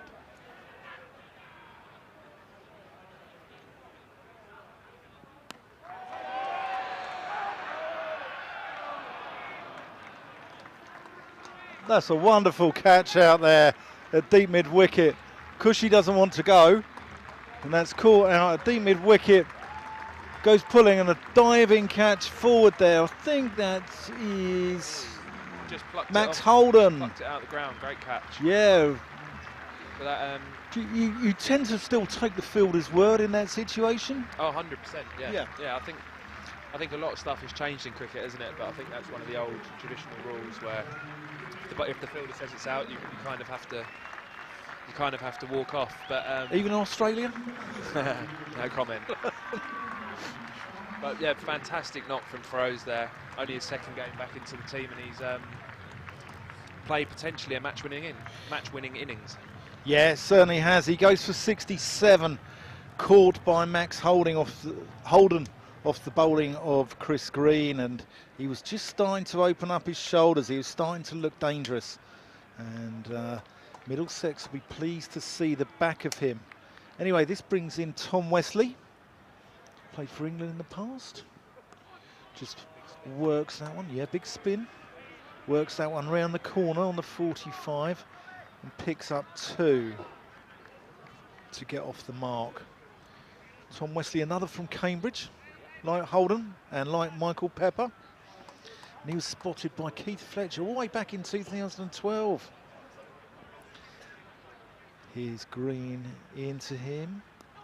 And again, he works it. He favours the onside, doesn't he? But it's a low-risk shot that round the corner. Anyway, Dan, you're going to hand it over. It's been a pleasure having you here. Thank you so much for having me. And one more over. Oh, one more over. You're going to stay for one more over. Yeah. You're on overtime here. Or? No. Great start from Tom there. Just working his first couple down into the leg side for 2s, and it's really important when you first get in that you don't chew up as many dots as possible, so he's got off to a really good start. And you've had Daniel Sams here as well. He's a good T20 cricketer. He's come from the Randy Peets, as they say, Randwick Petersham over in Sydney. And has he been a good asset to the dressing room? Fantastic. We've had some really good Aussies this year, actually. Mark Steckety, first and foremost in the red ball stuff. Didn't really go as well as he would have liked, but really good fella, and I'm sure we'd have him back in a heartbeat. And then Sam's has obviously played in some really high pressure, high calibred T20 tournaments around the world, so to have someone like that in the dressing room is really exciting. That was 1 there, just backward square, brings the score on to 113 for 4. 1 to Paul Walter, takes him up to 19 off 16 balls. Tom Wesley just come to the crease. He's only faced a couple of deliveries. He's on 4 as Tilan Walalawita comes around the wicket. That's got to be a close LBW. Wesley goes on the back foot, trying to work him into the leg side. And misses it. Bit of bat on that, I think, from Tom. Could be quite tough to start against the left arm spinner here. Hopefully he can try and get off strike and get Paul back on. Nice bat. That's well placed, actually. That could go all the way. No, it's a good bit of work out there by the skipper, Stevie Eskenazi, out on the sort of cow corner mid-wicket boundary. It's done well to go that far from that shot, isn't it? Yeah, it was just a a flick, wasn't it? Just especially there's no pace on the ball. It's hard to get it down there. It does run down the hill here a little bit though, doesn't it? Here's Wulalawita around the wicket, bunted out to long on for a single. 116 for 4. Wesley moves on to 7. I think Paul's going to really look to target these last couple of balls of the over. Obviously, match-up is a big word in T20 cricket now, and this should really suit his eye. So again, I think he'll be targeting the big scoreboard here at Chelmsford. Here he comes, crunches a cover drive. That's going to run away down the hill. Out to the stand down there, and that goes away for 4 runs. Brings the score on to 120, and as you predicted, Dan, you should be a psychic, mate. That was a lovely shot. But Dan, thanks for coming on. You've been an absolute pleasure, and I'm sure Essex fans can't wait to see you back in action. And how far away do you think we are? A couple of weeks, I reckon. A couple of weeks I'll be back playing. 1 there to Walter. But it's been great fun. Thanks for having me. No worries. Brilliant. Thanks, mate. Cheers. So that completes the 14th over, and that's 121 for 4. And I'm delighted to be joined back by Arfan Akram. Arfan, been an interesting knock from your mate Feroz Kushi, isn't it? Yeah, really good knock. First of all, always wanted to replace Dan Lawrence, so that was nice. Yeah, I thought we played brilliantly. You know, made the most. We spoke earlier on about those early luck and fortune. He's been in such great form for Essex second team, and I'm so happy for him. So happy for his dad as well. I'm sure he's been watching it at the moment. But a really good knock, and as Dan said, important. Chris Green is going to join from the Hayes close end. Just worked around the corner there from Walter. We have this stage in T20 cricket, don't we, where they just work it around until the last sort of 3-4 overs, and they go berserk, don't they? Yeah, you mentioned matchups, or Dan did. I think also the way Chris is bowling, or since he got hit for those 2 sixes into the deck, big boundary leg side, be a bit difficult. Green in, and Wesley works him on his favoured onside. Drew some comparisons when he got on the England side. A lot of people compared him to John Crawley, and I can see why. He's got a similar sort of set up to John Crawley, hasn't he? Yeah, very strong bottom hand, but people forget he actually hits the ball so clean. Well, Wesley, sorry, he's Walter down the ground. That's going to go 1 bounce there to Luke Holman. I'm surprised we haven't seen him have a bowl yet. But Wesley averages, you know, well, he strikes at 130 in T20 cricket, and that's a respectable strike rate, isn't it? Yeah, and I think Dan also touched on middle overs. You need experience to play spin and manoeuvre the ball, manipulate the ball, play in multiple different... Green, that's a big shout for LBW. Turned down by Neil Bainton. Yeah, good time to shout out Neil Bainton, also a Wanstead boy. I think one of the first-class umpires to make it, having not played first-class cricket. Absolute gent of a bloke as well. He's a good laugh, Neil Bainton, isn't he? Here's Green in, and that's gone pulled. It's gone sort of into no man's land, really, back over the bowler's head. They're going to get 1, and there's 1 ball left in the over. Yeah, just trying to bowl it into the deck, making the batters hit the big boundary again. It's interesting if he goes really wide into the deck to pull Water, obviously smaller boundary leg side. What's your pocket money on a score here, Arfan? Where's your 8p? Where's your 8p on? There's that's cut away, and that's another drop there. Middlesex will be kicking themselves. That's their 3rd or 4th drop here, and that goes for 4. I think that's the 4th drop of the innings, isn't it? 5th one, I think. 5th. But I would say I don't think if you don't get a hand on it, it's not a drop, isn't it? Well, it looked, you know, Dan was there talking about it's hard to pick it up here out the sun, but, you know, I mean, Middlesex will be very, very disappointed with their, you know, with their performance here, definitely. I couldn't agree with you more. Obviously, Froze went down 3 times, and Pepper and obviously Paul there. You take those chances. You're under a lot of pressure as a batting unit. Agree. In regards to prediction score, I know the Wanstead boys are listening in. They know I'm rubbish at predicting, so I'll try not to guess, but probably 50 in the last 5. Wulalawita. Wesley uses feet and plonks him into the river end there, straight into the canvas there, behind the bowler's arm for a huge 6, and that is more money from Trade Nation there going to the Essex Cricket Foundation, so wonderful cause. Yeah, great shout out actually. We work closely with the foundation. They fund a lot of our programs, disability programs, our girls programs, our walking cricket program. So yeah, keep smoking those sixes, boys. That's down the leg side. Has he got anything on that, or is it being given a wide? The umpire's got his hand out, and that's a leg by. Yeah, going back to what you said earlier on around boundaries at Chelmsford, very short and straight.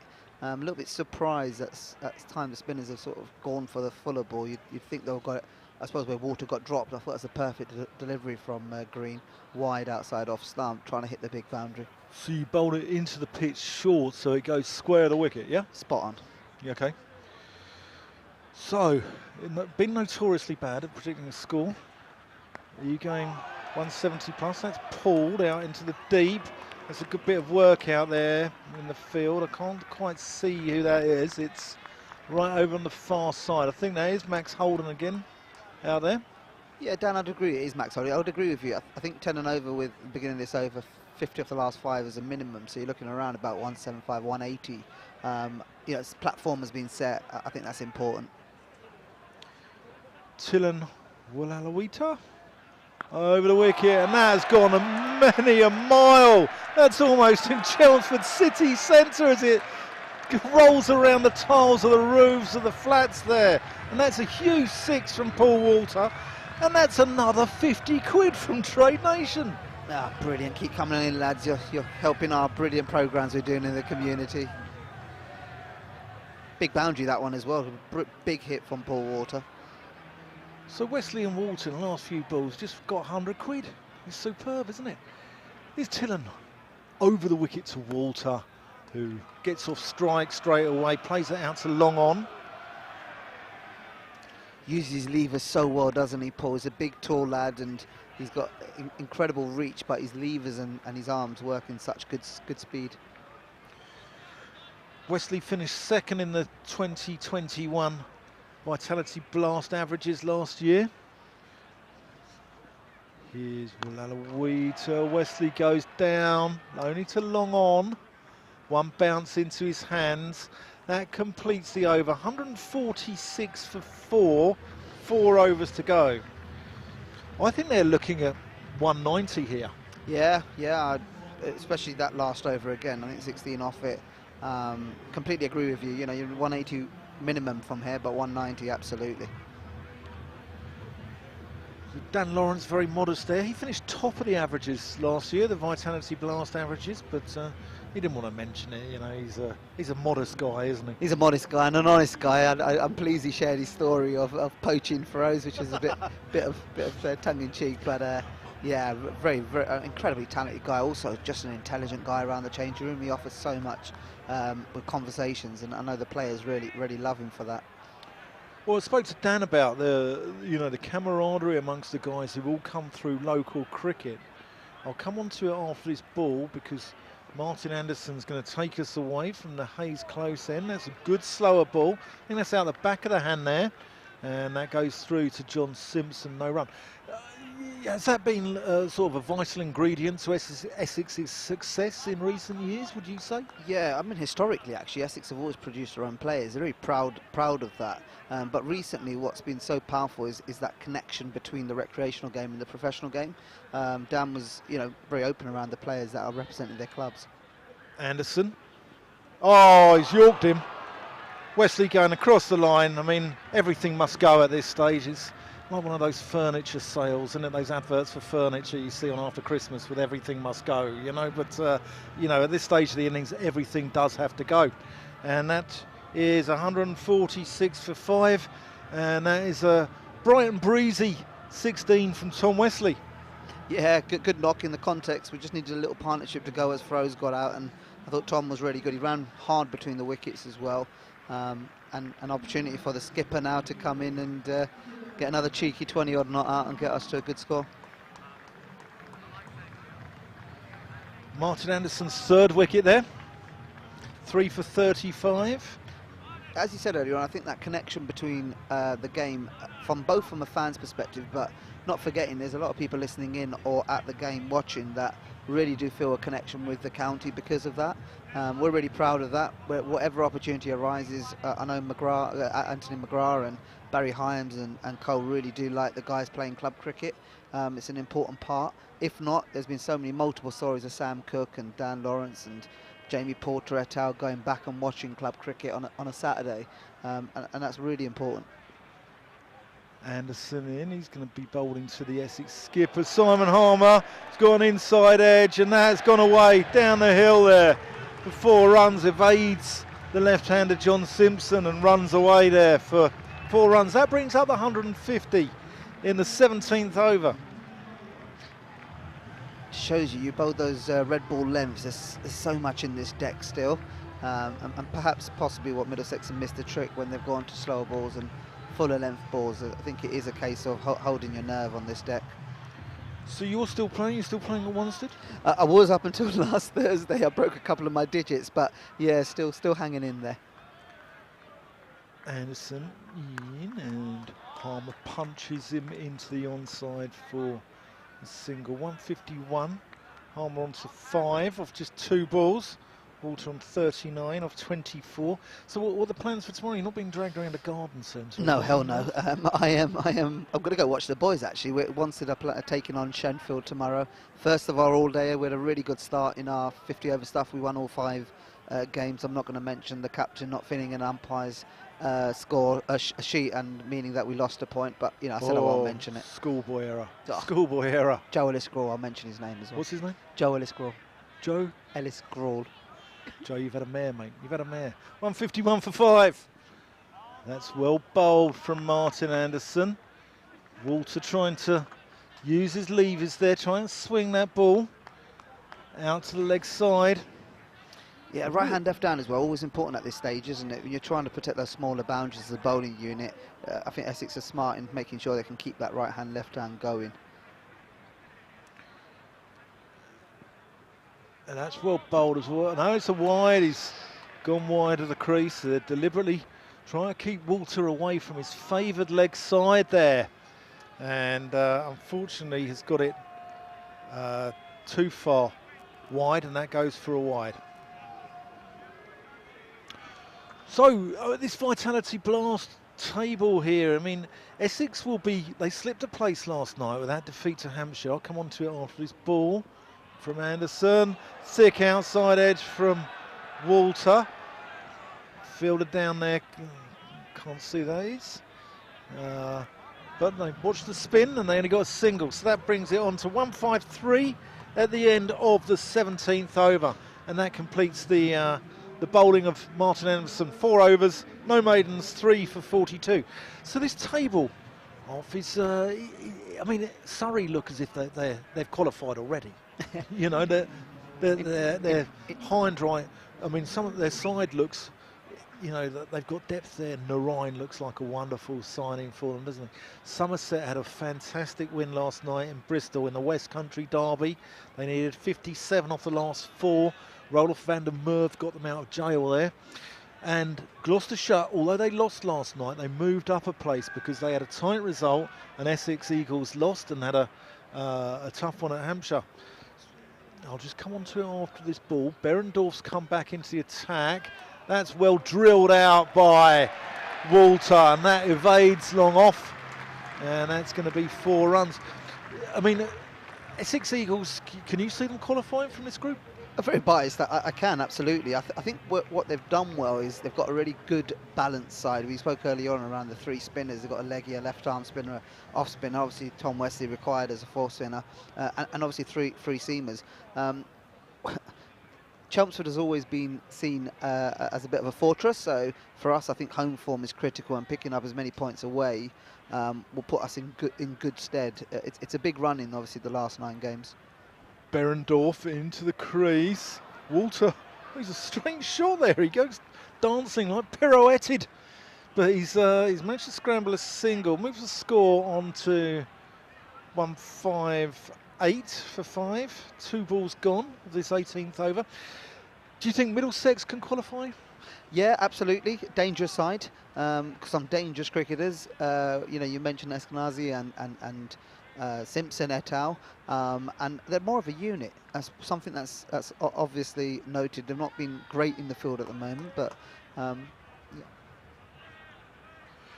Here's Berendorf around the wicket.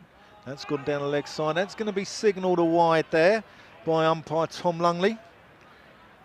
And that moves the score on to 159. You don't want freebies at this stage of the game. Yeah, I think, is it more important in T20 cricket to have a unit or to have individual players capable of winning you a game solely? A balance, really. You look at Surrey last night. They've got a bit of both, haven't they? Some experience, some quality cricketers. Berendorf around the wicket. That's down the leg side as well. That's going to be signalled a wide, and Stevie Eskenazi won't be happy with this. Too many freebies. But it's not only that; it's the extra balls as well, which, you know, these are free runs that the Middlesex boys are giving away there.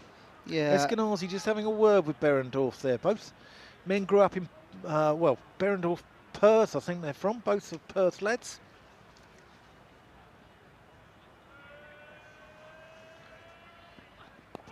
Berendorf around the wicket, just one, trotted through into the covers.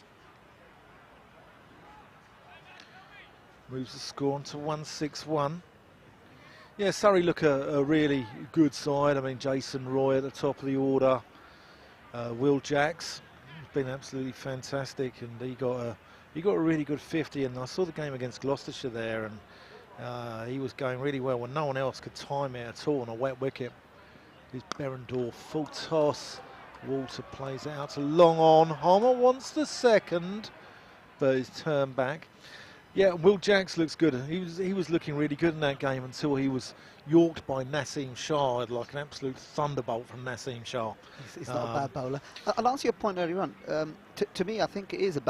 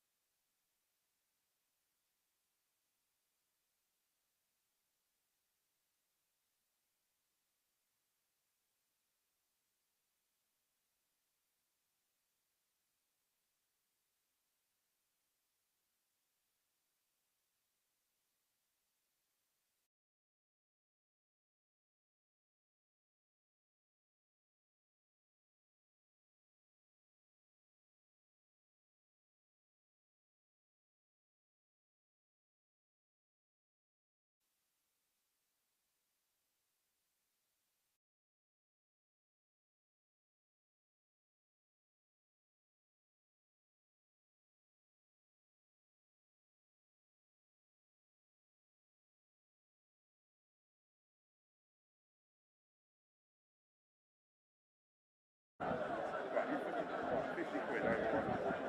Below or over 190.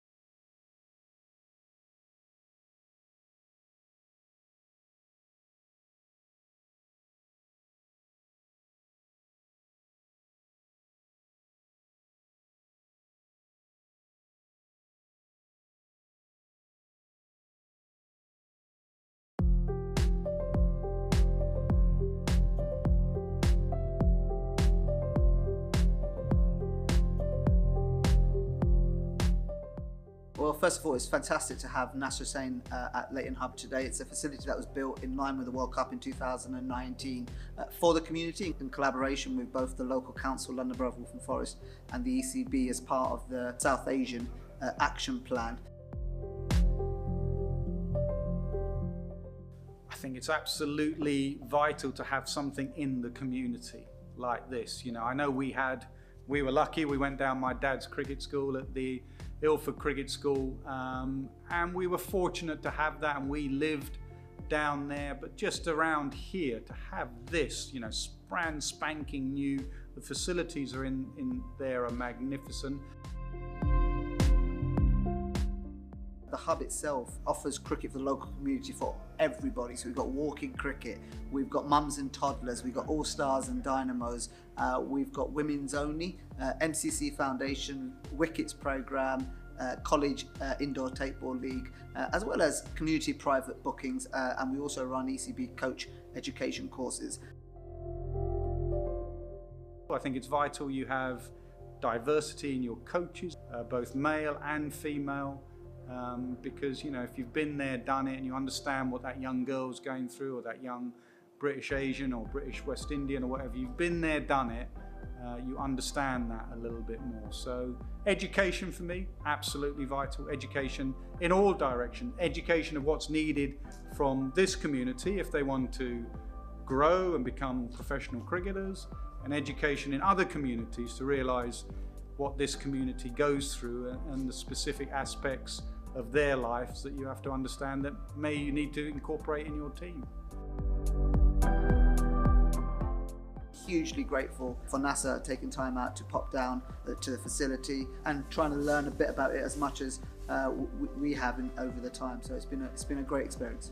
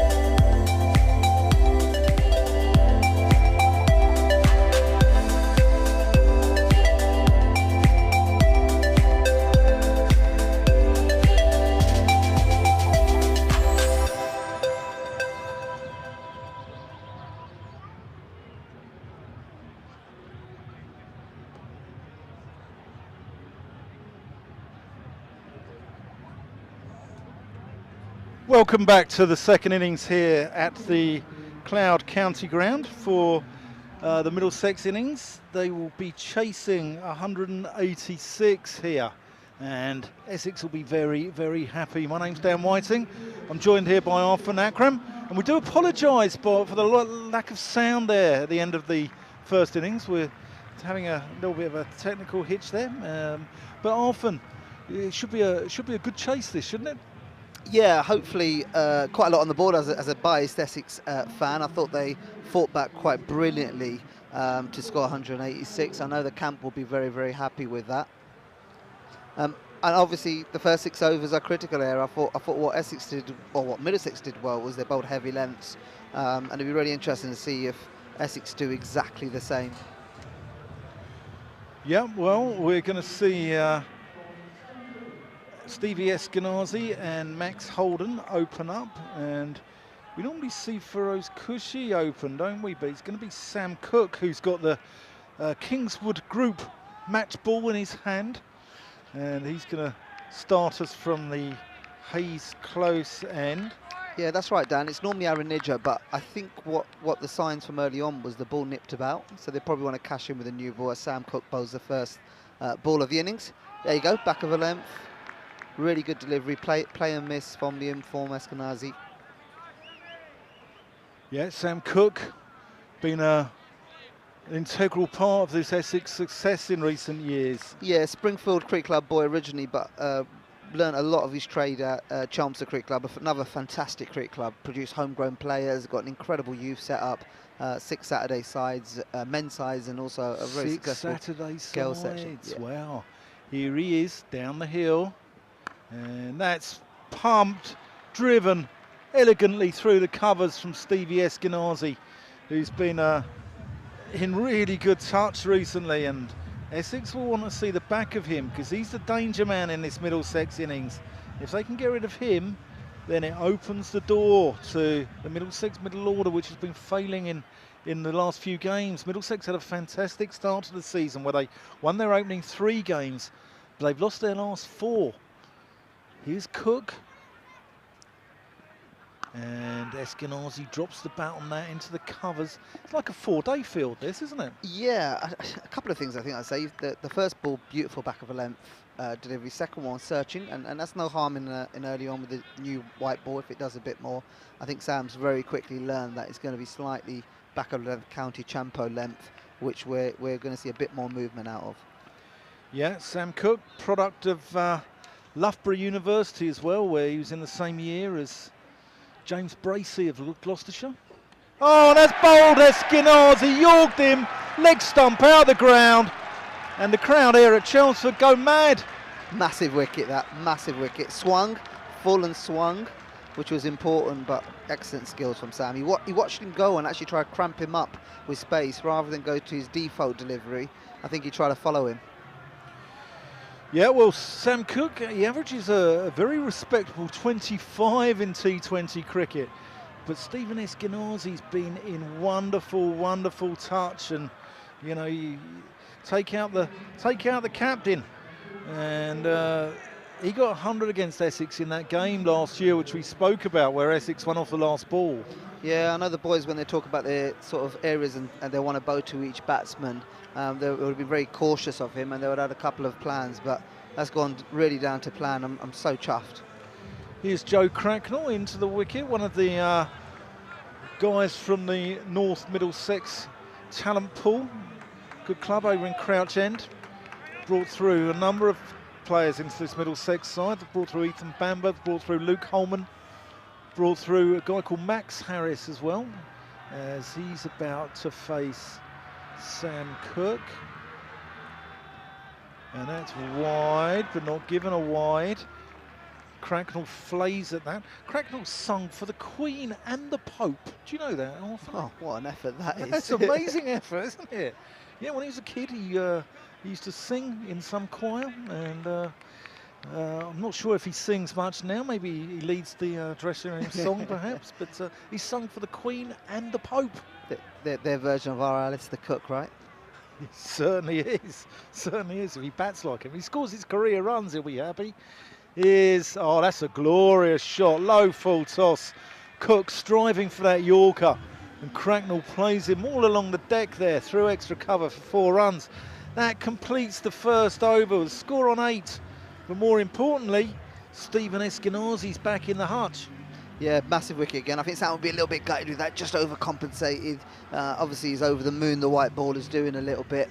But yeah, he probably got a little bit greedy there. But that's okay. Again, in the power play, you have an opportunity to get into the backbone of the team. So I don't think Harmer will be too upset with that. And another homegrown player here. We've got young Benny Allison from Brentwood, originally from Colchester. But another really talented young bowler, career best 3 for in the last game against Hampshire last night. Tall lad, again hits the deck well and has incredible skills. Yeah, lovely ground up there, Castle Park up at Colchester. Essex have used that as an outground, haven't they? That's correct, yeah, pretty flat there, I won't lie to you. Here's Allison in from the river end, and that's edged there by Holden. Goes down to Shane Snater down at 3rd. And just going to get the single. Holden off the mark, first ball. Yeah. Brings the score on to 9. Allison would have been playing with Chris Green at Brentwood this year, and I really hope Chris Green is okay after that ball on the face earlier on. He came back and fielded, so one hopes he's fine. Allison made his T20 debut here against Hampshire back in 2019, and he looks a good prospect. He's broken into the side this year, and it's not an easy bowling lineup to break into, this Essex lineup, is it? Yeah, really well said. I think they've been so impressed by not only his skills, but his ability to adapt in a game. Here he comes up the hill, and is that going to be no shot there?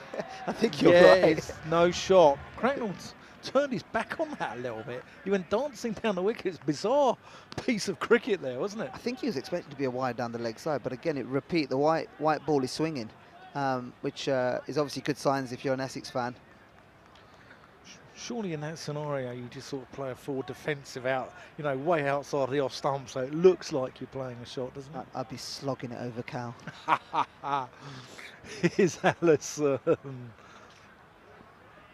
And Cracknell, I think that comes off the pad actually, or maybe it's given a leg by there by umpire Tom Lungley. Yeah, another one from, a bit like Sam Cook, another one that's come through the academy, through the pathways through the academy into second 11, and has really started so well with the whiteboard this year. I'm not 100% sure if he's fully part of the plans, but he's fully deserving of the new ball. Here's Allison, and that's caught! First slip, Holden has gone. Middlesex rocking at 10 for 2. Straight into Critchley's buckets, and that's exactly what they were looking for, that white ball swinging, hitting those county championship heavy lengths, and a massive wicket that. You're dead right. It is the 4-day lengths here, as opposed to, bowling it into the pitch, etc. And Critchley doesn't drop many, does he? He's a good all-round cricketer. Yeah, he's a dream, isn't he? Leg spin, good batsman, excellent fielder. But again, really give a lot of credit here to the young bowlers. Allison coming into a handful of T20 games, but has kept to his strength. Yeah, he did well last night. He got 3 wickets last night in the game against Hampshire, didn't he? And he looks a good prospect. Yeah, and regulation wicket as well. Caught slip in a T20 game is very rare these days. So.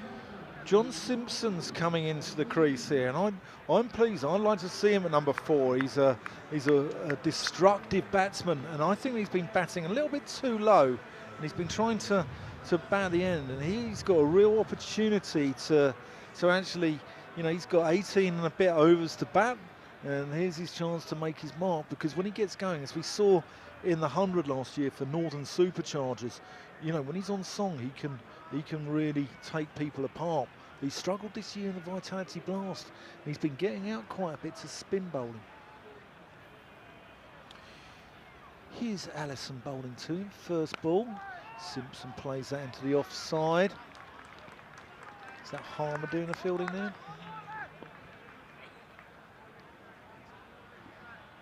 Yeah, second John Simpson. He fully deserved to get into that England ODI team that took on successfully Pakistan last year, year before I think. But equally, big shout out, got a shout out to the Bronsbury boys, don't we, as well? Yeah, that's his club. That's down the leg side there. That's a wide.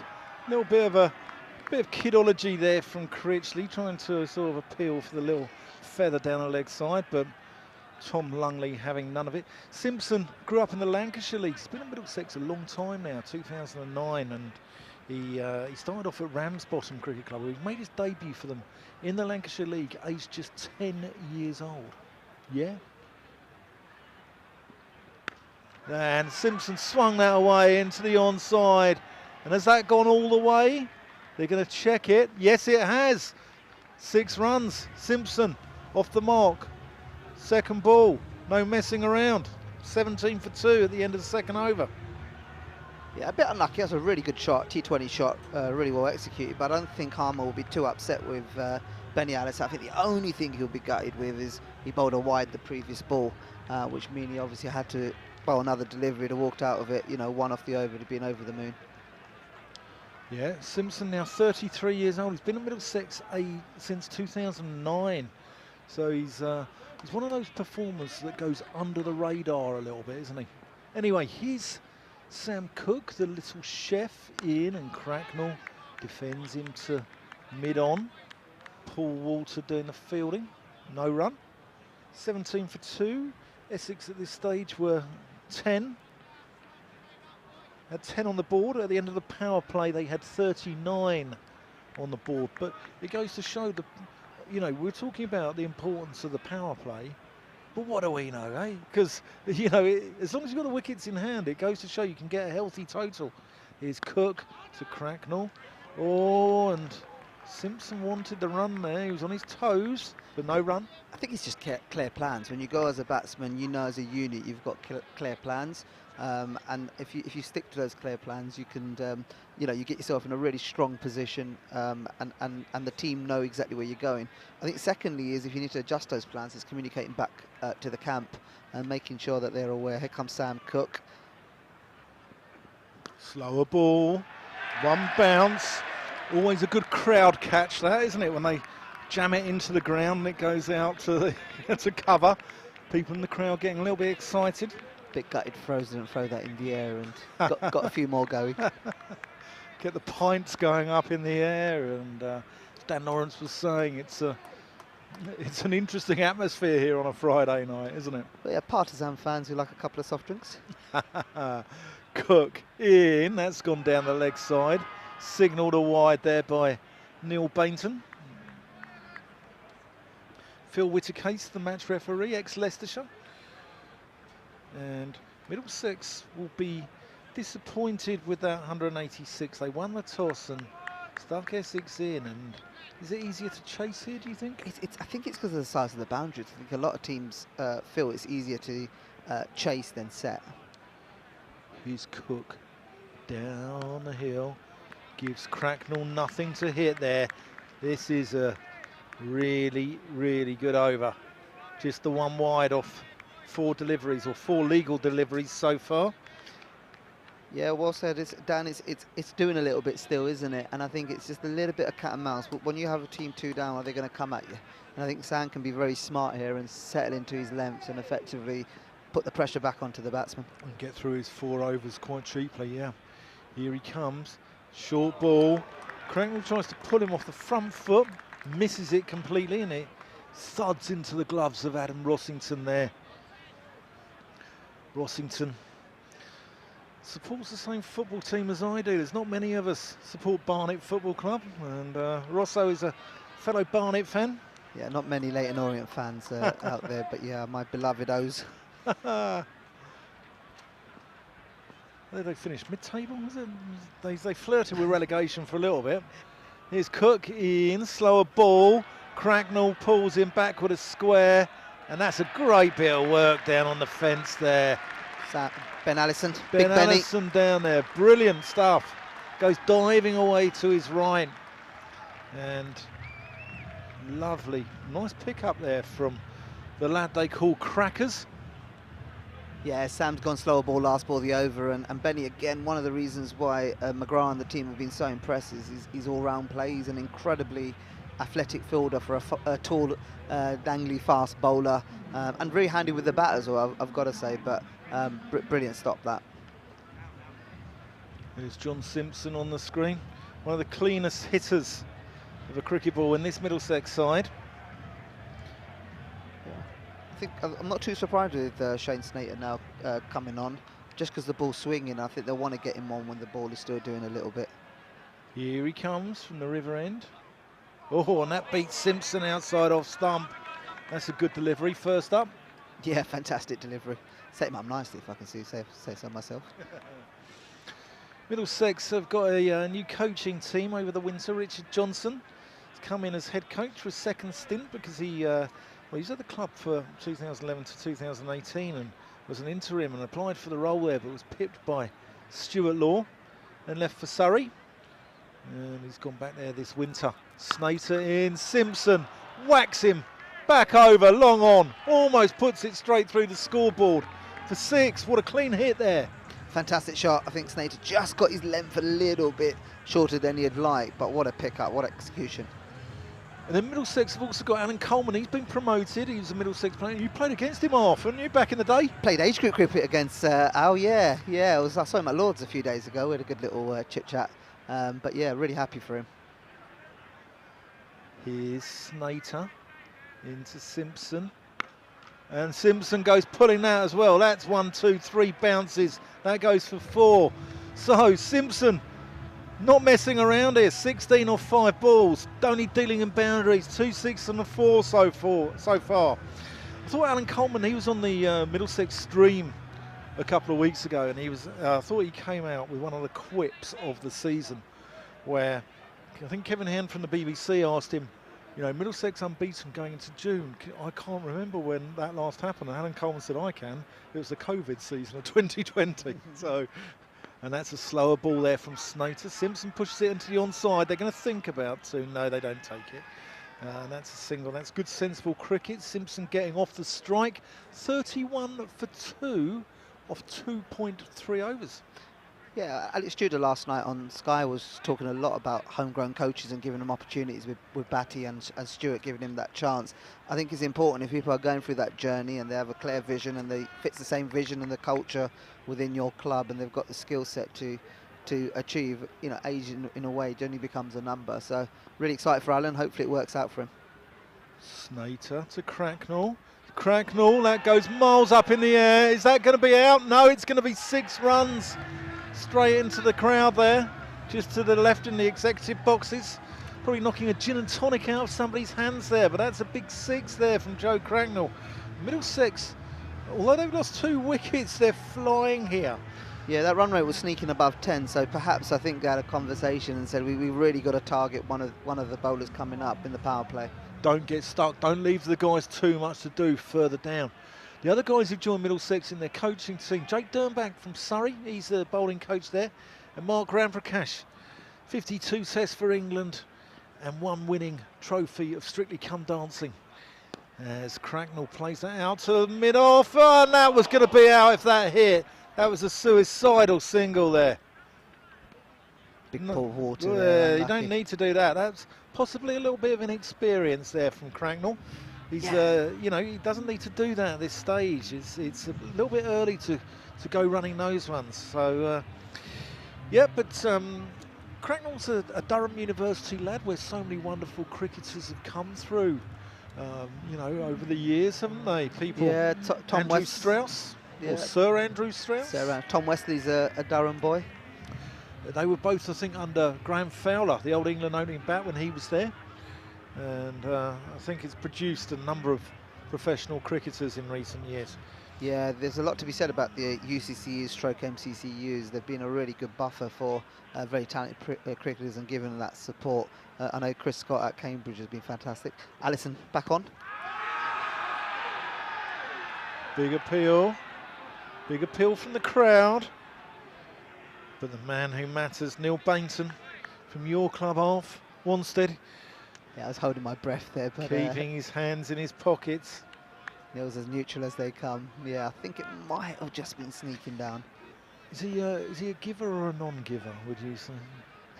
he would tell you that he's neutral, but I don't really know, to be honest. Has he ever gunned you? Has he ever had his hand in the holster or you've been batting? Here's Allison in. Cracknell cuts him away, only to Gully, no run. He's definitely giving me that LBW, but it's fair to say he was stone dead. But yeah, he's good at reading the script, if you like, in club cricket, in friendlies. Middlesex lads there. Jack Davis in front, Luke Holman, Max Holden. Luke Holman, another one from the North Middlesex talent pool. Good leg spinner. Didn't get a bowl today. Here's Allison in. Cracknell goes, carving him over to mid-wicket. Simpson thought about a run, going straight to mid-wicket. So they had a shy at the stumps, but it was very well backed up. Look at the crowd here. Sell out here at Chelmsford. And it's lovely here to see that. It's really good. Crowd here love their cricket. Essex public love their cricket. And there are still tickets available for the remaining 4 games in this year's Vitality Blast. So if you want to get onto it, get onto Essex CCC, essexcricket.co.uk.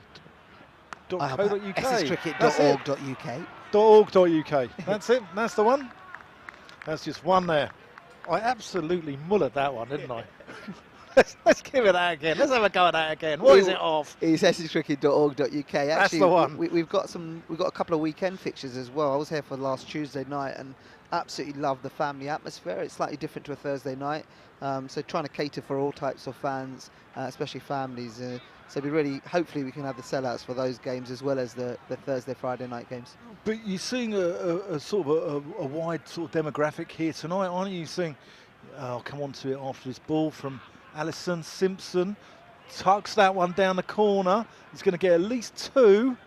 Yeah, they'll settle for 2. I think that's Shane Snater there doing the fielding down there. And that brings the score on to 41. Yeah, it's a big sort of a wide demographic here, isn't it? You get sort of old people, young people, sort of, and that's what's so wonderful, the diversity here, and that's part of what you're involved with in East London, isn't it? Yeah, absolutely. To answer your question, especially from a fan base, it is such a diverse support base, and you can see in all parts of the game as Allison runs into bowl again to Simpson. Simpson gets hold of that one, and that's well fielded. I thought he'd put that down Snater's throat there. He nearly did. He was out to a shot against Glamorgan, I think it was, on Sunday. No, it was Kent on Sunday, where he got a long hop off a spinner and just, you know, rocked it off the back foot straight into the hands of deep mid-wicket. But going back to what you're involved in, you know, because it is a very diverse county. You've got the sort of East London areas, you've got sort of the farming areas of North Essex, haven't you? And then you've got the commuter towns of South Essex. And you're trying to sort of put all those together and create a community. Yeah, we're very proud with our ethos. It's cricket for all, and we're absolutely proud that we make sure it's an integrated approach. We offer cricket for everybody. We've been very fortunate, as you mentioned, during the interval, NASA came down to Leighton, and that was a very successful day. Here's the skipper, Simon Harmer, comes on, last over of the power play. Bowling to Simpson, and that has gone down the throat of long off, and that is out, and Simpson's struggles against spin continue, and he goes for 20 of just 9 balls. Brilliant from Harmer. He actually just threw it up a little bit there, but slightly back of a length, teasing him to go over the top, and a brilliantly executed delivery, and mini-me Paul Water swallows it. Yeah, it's that's a big wicket.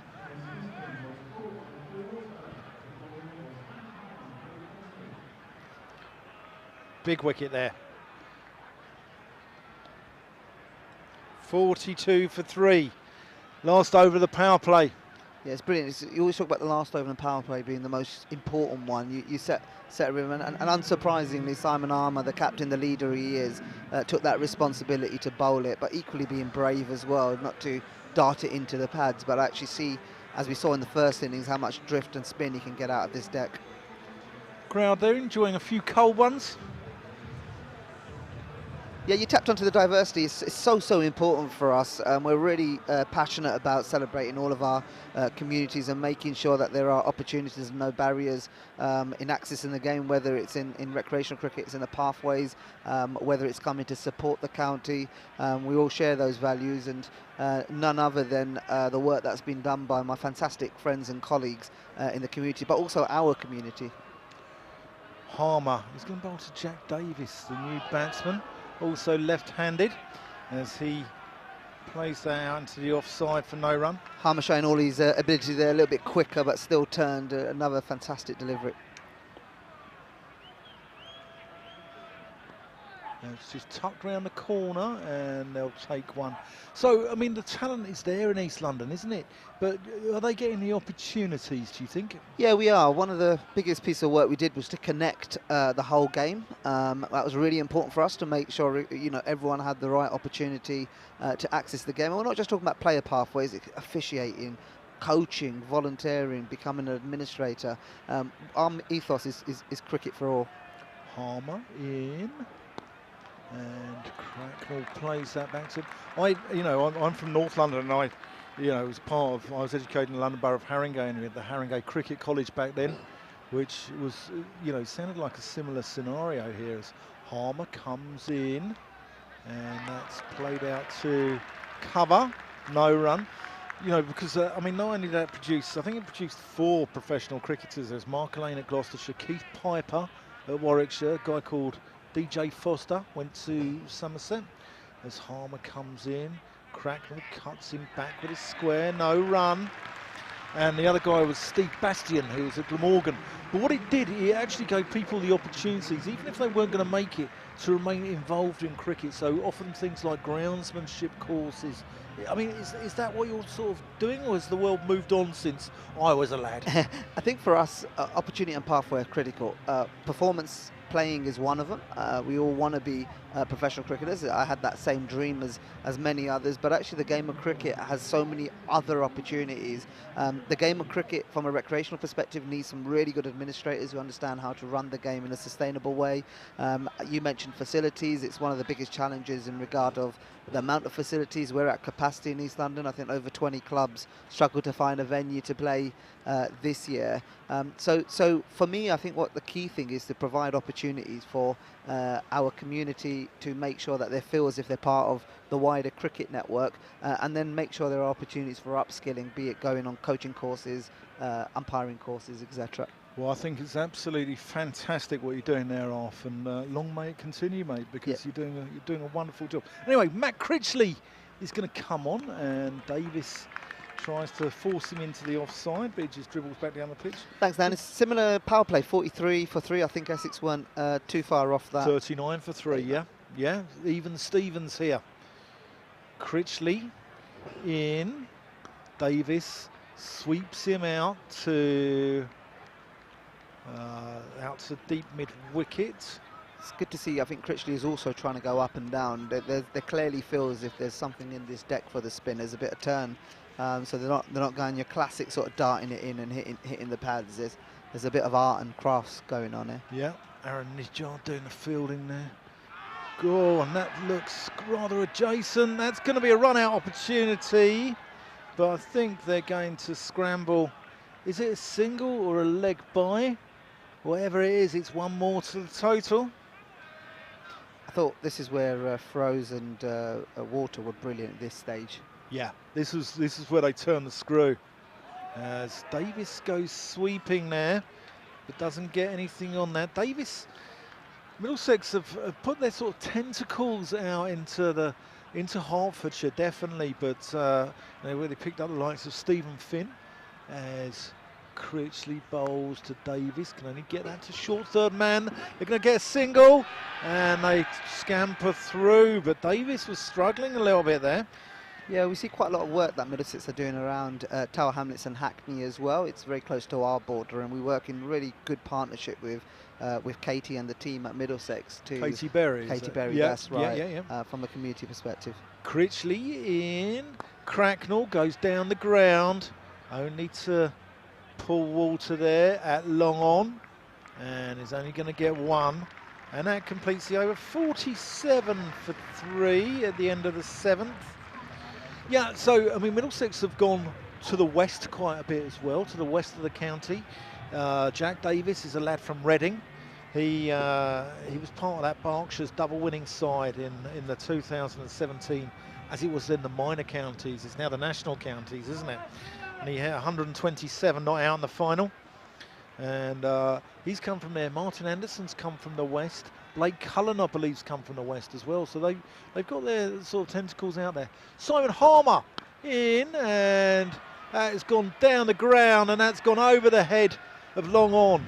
And that brings up the 50. That's 53 for 3 of 7.1.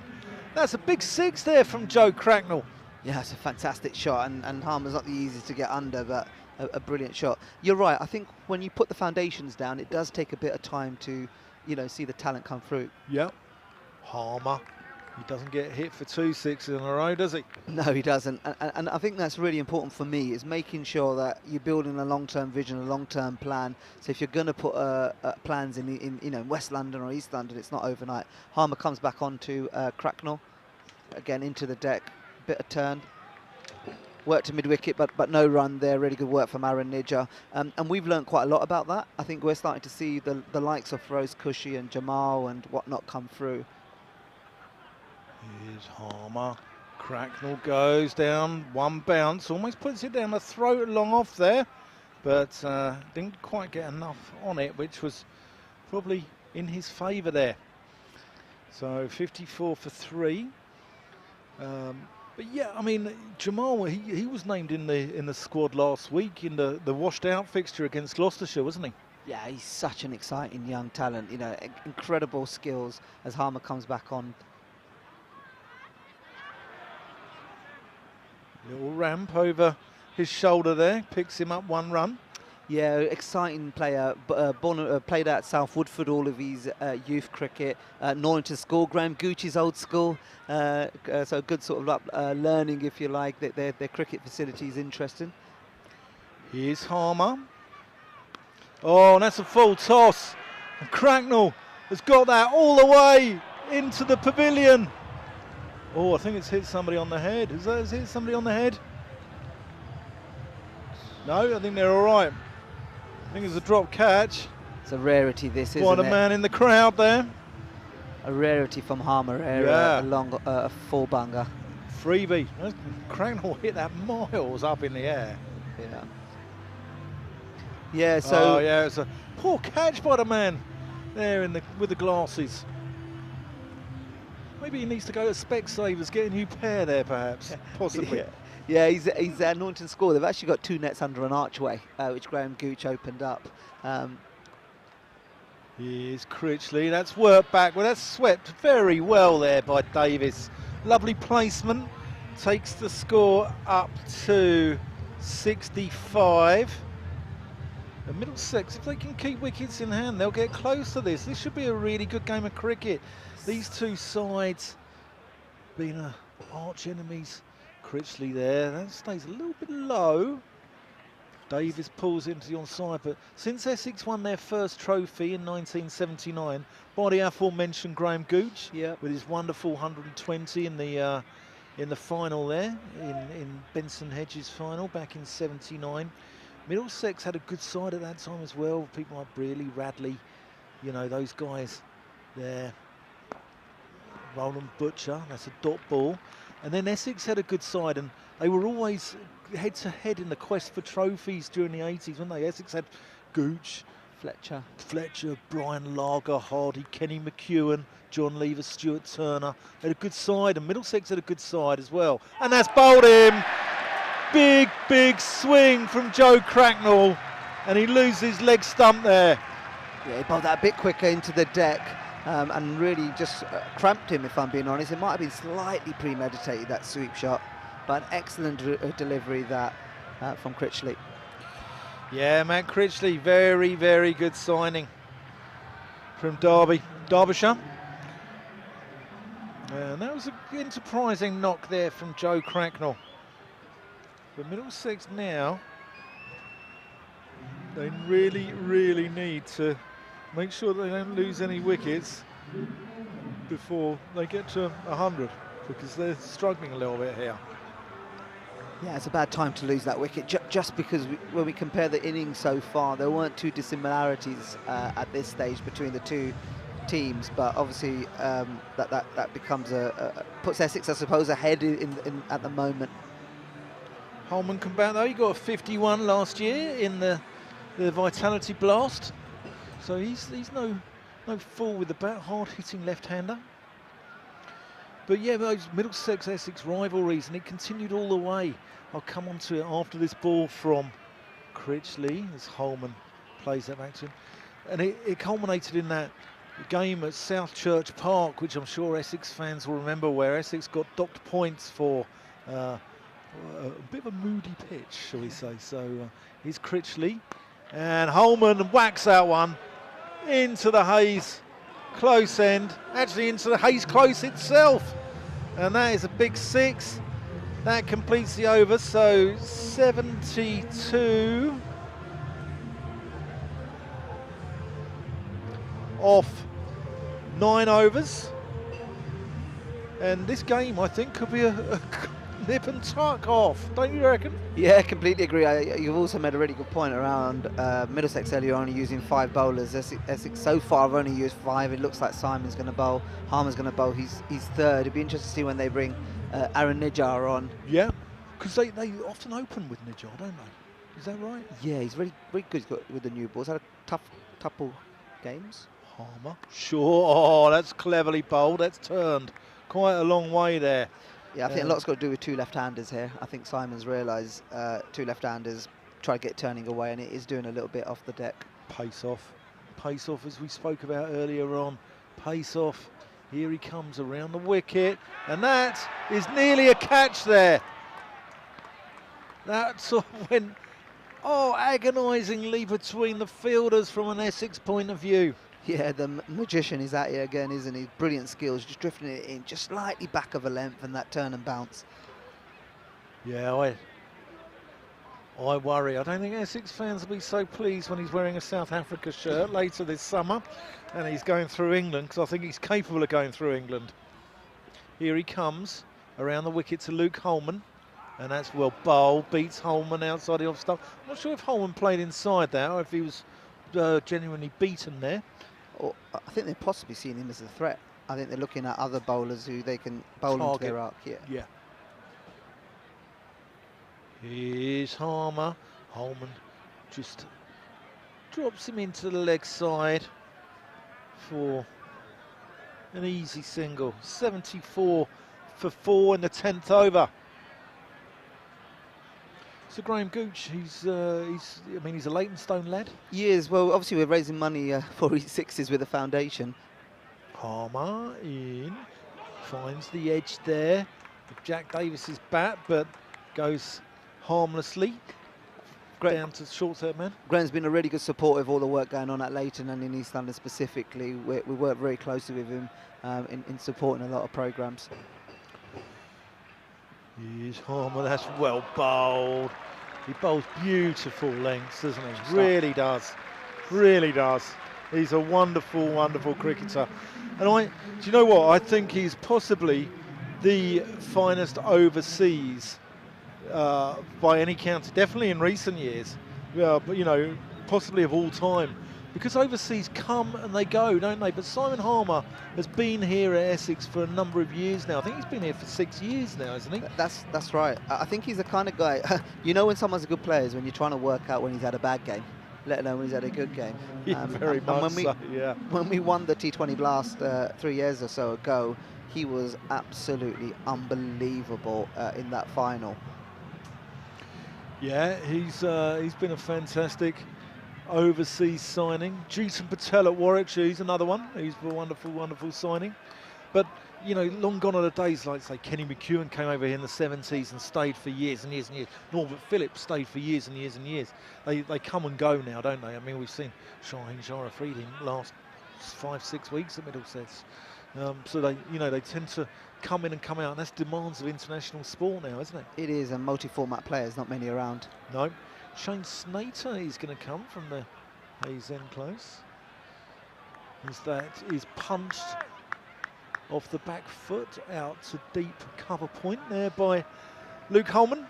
Mick Lewis, the bowling coach, is working his way to Simon Harmer, so one assumes he's got a couple of things to share with him. A little bit of coaching from the sidelines there, after to go on regularly. I think I just like, you know, get the best view in the house, isn't it, behind the bowler's arm? Yeah, certainly is. Certainly is. Snater approaching the crease to Davis. Davis rocks onto the back foot and pulls him beautifully there in front of square on the leg side. And that's a lovely shot there by Davis. 4 runs. What a fantastic shot. Picked it up nicely again. I think Shane Snater's just got his length a little bit short at the moment. Probably worried about the small straight boundaries. Yeah. It's touch and go. Essex at this stage, the end of 10 overs. I'll come on to it after this ball from Shane Snater. That's just worked around the corner. It's only going to be 1 there to Davis. Throw in to Adam Rossington, 1 bounce. So Essex at this stage, at the end of 10 overs, was 68 for 3. But at the end of the 11th, I think they had 85 on the board. So they had a big over there. I wonder with obviously Owen Morgan's influence in Middlesex man, how much that sort of ethos of, you know, keep going hard, keep going all the way has probably had a role in Middlesex. Snater in, Holman just drops the bat on it, plays it into the offside for a single. Yeah, I'm not sure. You know, I think Morgan's probably had more influence on the England side than he's had on the Middlesex side. I'm not sure how much they've actually seen of him back at, you know, at Lords, or, you know, where they're training at Merchant Taylor's School, for instance, or Radler, or, you know, wherever they're training. I'm not sure, you know, they do see that much of him. So I think Morgan probably has more of an influence on the England side than he does on Middlesex. Snater in, worked off his legs there by Davis. 1 run. That's fair enough. He must be amazing to have around when he's available, especially for such a young batting lineup. Yeah, he's a source of a bit of frustration possibly to Middlesex fans. He always gets a rousing ovation, as should, you know, any captain who's lifted the World Cup, you know. But Snater in to Holman, works him into the onside. They're going to run the first one hard. They're thinking about 2. No, they don't take on the arm there. Pepper. Strong from Pepper there. Brilliant piece of fielding. Lovely pick up. Essex have been playing 3 wicket keepers in their top order, haven't they? Pepper, Buttleman, and Rossington. Yeah, brilliant. I think we shouldn't take Adam Wheater out, who's been an excellent servant for Essex and Hampshire, and you know, with the signing of Rossington, that sort of multi-purpose ODI cricketer. I know Essex has always struggled with the power play since Jesse Ryder and 1 or 2 others did a brilliant role. And they saw that in Rossington. But we've produced some decent wicket keepers, haven't we? It's David East, what a keeper he was back in the 70s. What about Brian Taylor? Yeah. Here's Harmer to Holman. Holman thinks about going on the front foot, rocks onto the back foot, and then just cuts him square the wicket, picks up a single. Once did James Foster as well, as a not bad little keeper. Wicket keeper he was. He'd have played a lot more games for England, but unfortunately got his arm broken by Andy Clark, didn't he, in the nets here. That's well bowled by Harmer, turns past the outside edge of Jack Davis. Rossington quick to whip the bails off. I think Harmer's seen this as a critical sort of partnership. He's bowled his 4th and final over. Obviously they're trying to match up both to the left-hander, but he normally tries to keep 1 deep in the innings. Here's Harmer. And that is attempted sweep there from Davis. And the Middlesex would probably just be best off seeing off Harmer, because, you know, he's already got the crucial wicket of John Simpson, and they'd probably be just wise just to let him bowl his overs out and target the other bowlers, as you said earlier, often. Yeah. 1 there to Davis. Absolutely, yeah. I think that's exactly how they're looking to play him. They haven't really run at him, knowing that it's turning big, and he's just such a magician. His ability to read conditions and batters is phenomenal. Here he is, to Holman, who plays that back down the pitch, and that completes the bowling from... No, it doesn't. He's got one ball left. In fact, I think he's got two balls left. One ball left. Here he comes, as Holman plays him out to long on.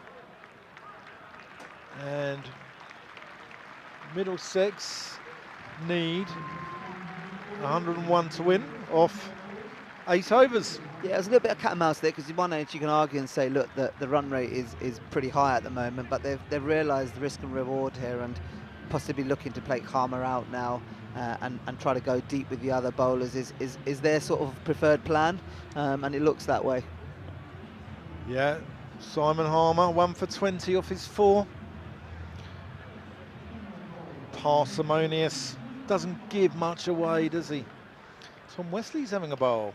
2 left-handers again. I think the whole match-up conversation, trying to bowl, getting the ball turning away. I'm not surprised that I think they're holding Nija back, because they were wanting to keep him for the right-handers. It's definitely pace off. Does Wesley bowl much? Not as much. He's bowled in T20. He's always been that 6th bowler, especially on conditions like this, but not as much recently, I'd say. That's gone down to 3rd, no run. Yeah, well fielded by Aaron Nija there.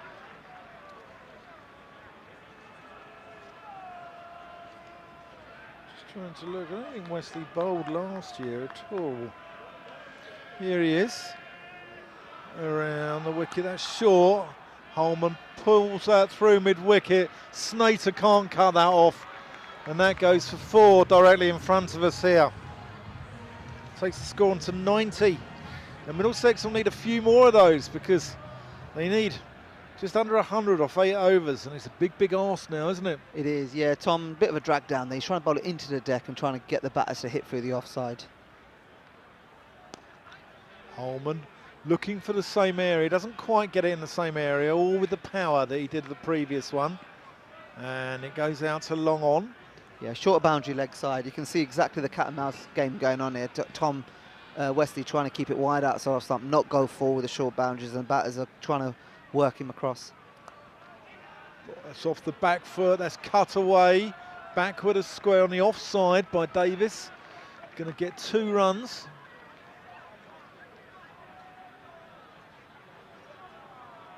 .2 overs left, 94 to win. The rate starting to climb to 13, and then it starts to become big, doesn't it? Here's Wesley, that stays a little bit low. It's well bowled, Davis can't get it away, trying to force it through the offside. Yeah, this becomes a big ball there. If Tom walks away with this over under 10s, I think Simon and him will be over the moon. Again, big turn there. And that's rather tidy over there from Tom Wesley. Only goes for 7 runs, which in the context of the game, that's more than respectable. Yeah, we spoke earlier on, didn't we, around having as many tools as possible to be, if you like, in the control position. And Essex have gone with a slight sort of out of the norm plan, bringing Tom Wesley in. But equally, I think it's a smart move in the current context of the game. You know, it's turning it away. The pitch is definitely giving a bit for spinners, and with 2 left-handers on, it was a smart move. This is where Essex took the game away from Middlesex at this stage of the game. At this stage, Middlesex are on 93 at the moment, 93 for 4. Essex were 112. And in the next 4 overs after that, they motored on to 146. As we're going to see Critchley from the river end. Holman plays him out. Clever move, I think, here from Simon, because Critchley's going to be looking to bowl hopefully a lot of googlies with the big boundary on the leg side. But if he does bowl leggy, it's a big boundary, so there's a risk and reward here, isn't there? Most definitely is. That's cut away. That's got past the fielder. Snate is going to come off the boundary, cut that off. But they're going to run, get 2. Rossington quick to hit the bails off there. Neil Bainton wanting to put them on. Rossington sends him back. Yeah, be interesting to see who bowled the final death overs there. 2 young bowlers in experience in Cook and Allison. Critchley Davis goes for a big heave into the leg side. And it is, the slower you bowl it on here, the harder it is to hit. Here he comes. Davis just working into the onside. But Middlesex are going to need to start to motor soon. Someone's got to press the button, press the accelerator, quicker ball. 1 run down the ground.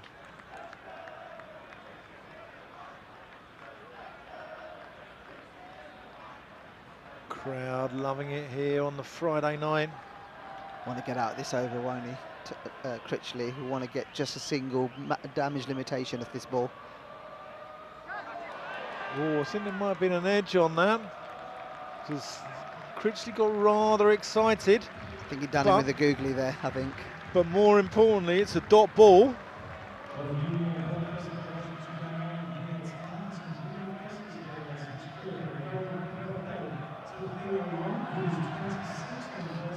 So it goes six overs to go, 89 to win. I think Middlesex have got no option now. No option. Well, I mean, it's once it gets up to 15, it's, you know, it's carnage time. Do you think maybe missed the trick off that last over? Probably should have gone a little bit earlier. Hindsight will obviously tell us. Yeah.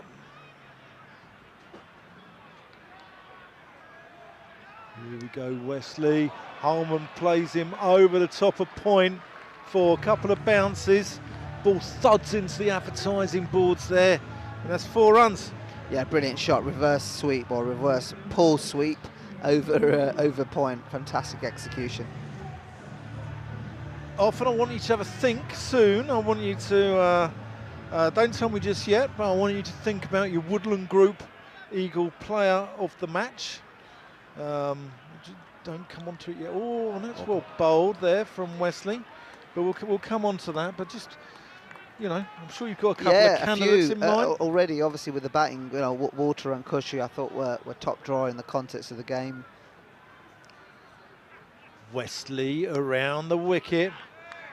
Holman creams him off the back foot, out to long off. Only 1 run though. Middlesex need more than that. And mentioning Essex without mentioning Harmer is unheard of. He's 4 overs so far in the context of the game. Brilliant. I thought Cook bowled well up front. Here's Wesley. Davis plays him out to long off, 1 run. Simon Harmer's house must be absolutely just like rooms full of Woodland Group Eagles Player of the Match awards. It must be just wall to wall Woodland Group Eagles Player of the Match awards. I can only dream of such a room. Anyway, Wesley, that's gone off the back foot. That's going to be out. That's a simple catch there. And you feel for Luke Holman because he had to get on with it. But that was a bright and breezy 24 from him off 18 balls. He gave himself a bit of room, but he never really timed that. And it was a simple catch there out to the skipper, Simon Harmer. Yeah, brilliant. Yep, go on. Brilliant cricket, brilliant captaincy again, realising the situation, the context of the pitch and the game, and getting that sort of Tom Wesley part-time bowler on. And fair play to Tom, you know, he may not have had too much of a warning that he was going to bowl today, but yeah, he's more or less nailed his skills here. I think we're going to see Martin Anderson here. Oh no, it's Chris Green, I think. Chris Green's going to come in. Distinctive green by name, green by trainers. Yeah, and bless him, he's got a plaster on his chin as well, or some bandage from getting hit there early on. Well, he's a good-looking lad. He won't like that, will he? He won't like being hit in the face there like he did. Yeah, I'm sure his fan base will be tweeting in for quick recovery. I hasten to add, he's not my type, by the way, but there you go. Either half listening in from home. She'll be. Anyway, here's Wesley in, and Green plays him into the onside. They run the first one quickly. No, they're only going to settle for 1, and that's very well bowled. And Simon Harmer, by bringing his spinners into the attack, has sucked the life out of this Middlesex response here. He's asphyxiated their reply. And they are floundering here at 105 for 5 of 15 overs. Yeah, I completely agree. He's used his bowlers quite remarkably, to be totally honest. He hasn't been proactive. He's been proactive, not reactive, and has constantly put the pressure on the Middlesex batters to make the risk options. Who are we going to see? Critchley's going to bowl his final one. He's bowled his 3 overs, 1 for 20 so far. Yeah, right hand, left hand now, so it makes it a bit more interesting to, as a bowler, you've got to be really on your game there. Here he comes. Green plays him out to long off, but someone's got to start to motor here. Perhaps a missed trick, because Green batted really well last night at Lords for Middlesex and Surrey, and having 2 left-handers in the modern white ball game probably missed a trick there. Could have gone right hand, left hand. Yeah, definitely. That's got to be close, yes. Davis has gone, trying to work Critchley through the onside, misses it. I think it's hit him on the back pad, and it looked out from here, and we're at back point. Yeah, that looks stone dead, didn't it? Critchley going well here. That's a well-made 23 from Davis, but Middlesex really now, they're looking down the barrel.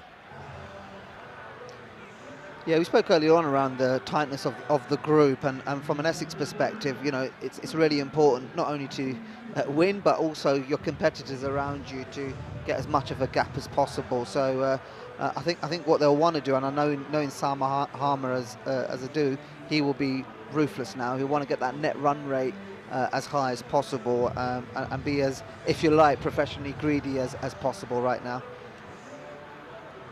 Yeah, definitely. We're coming to that time of year where net run rate starts to come into things, doesn't it? So it's coming to that season towards the end of as Martin Anderson, the new batsman, carves that one into the offside.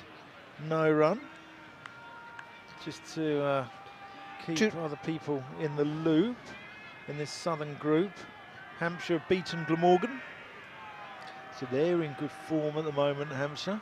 As Critchley comes, Green gives him the dance, can't get it past him though. Kent have beaten Somerset, which is a surprise result. Kent 202 for 7, Somerset 170 for 9. That's stumped, that's the end of Chris Green. And that's an intelligent bit of bowling there from Matt Critchley. Middlesex are imploding here. Yeah, the perfect leg spinner's delivery, that drift, turn, bounce, past the outside edge, and Rosington does the cleaning up. That's an absolutely fantastic delivery, that. Reminds me of little Jahan Sheikh Akbar from Wanstead, that, and Jonathan Das behind the stumps. Let's go through those other results there. So, Gloucestershire only 145 for 6, Sussex 119 for 3, so they look like they're going to win. This southern group has been blown wide open. It really has. Essex Eagles look like they're about to go 3rd in the table, but they're only going to be a point or 2 points behind Somerset. They've still got Somerset to play, haven't they, here? So they got Somerset to play here? Yeah, good question. I would say, I think for we all talk a lot about momentum, don't we? And obviously home advantage is one, but momentum is another, and momentum allows you to start to believe and whatnot. So yeah, I think it's a really big win, but today's results could open up that group quite immensely. Yeah, next Sunday, the 19th of June, got Somerset. So that's a dot ball there. So Tom Hellman, new batsman, can't get it away. Middlesex, 4 overs to go, 107 for 7. We'll come on at the end of this over to your Woodland Group player of the match. Yeah. Thanks to all our sponsors though here at Essex, the Woodland Group, Cloud, Ramsey Health. Fantastic what you're doing here, and you know, helping what is a wonderful community club, isn't it, Arthur? You've nailed it for me. It is the backbone of what we do. If our foundation is strong, then the professional game, both the men's and women's, is strong. And I think that's where our sponsors and supporters are absolutely invaluable in making sure that we are strong all the way through. Brilliant from Critchley, 3 for 22 off his 4, and going back to matchups, and Aronijo is used to the new ball in his hand. He's now with 2 right-handers coming on. He certainly is. Here he is around the wicket, and that is played out to Paul Walter at long on. Good time to mention that Aaron is another Wanstead youth junior, played a bit for Ilford and now playing his club cricket in Kent. Kent? Yeah. Who did he play for down I there? knew you were going to ask me that, I can't actually remember. Here he is anyway, whoever he plays for. He's playing for Essex, and he's been hoiked for a massive 6 onto the roof of the Felsted Road stand.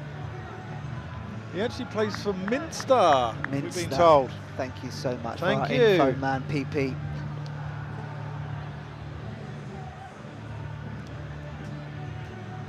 That was a big 6 there from Tom Helm. Out the ground on that long leg side. Nijara around the wicket, Helm. Brilliantly bowled that this delivery. Yeah, Just saw him fired come. Fighting. Here he is, coming around the wicket. There's the slow left arm. And I think he's foxed him there. Paul Walter, no, he's grounded it. He shelled it. I think he got his fingers just about underneath it, but his momentum made the ball come out of his hand possibly there. Yeah, I was unlucky. Obviously at this level you expect that to be taken. Brilliant bowling from Nij. I think 44 mile per hour really slowed it down from the previous ball. Yeah.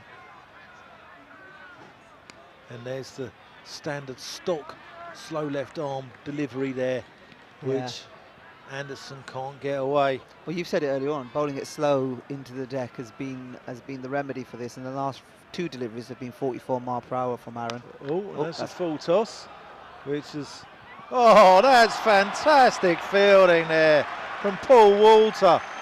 That is the sort of commitment that the crowd loves here. Essex are going to walk away with this, no doubt about it.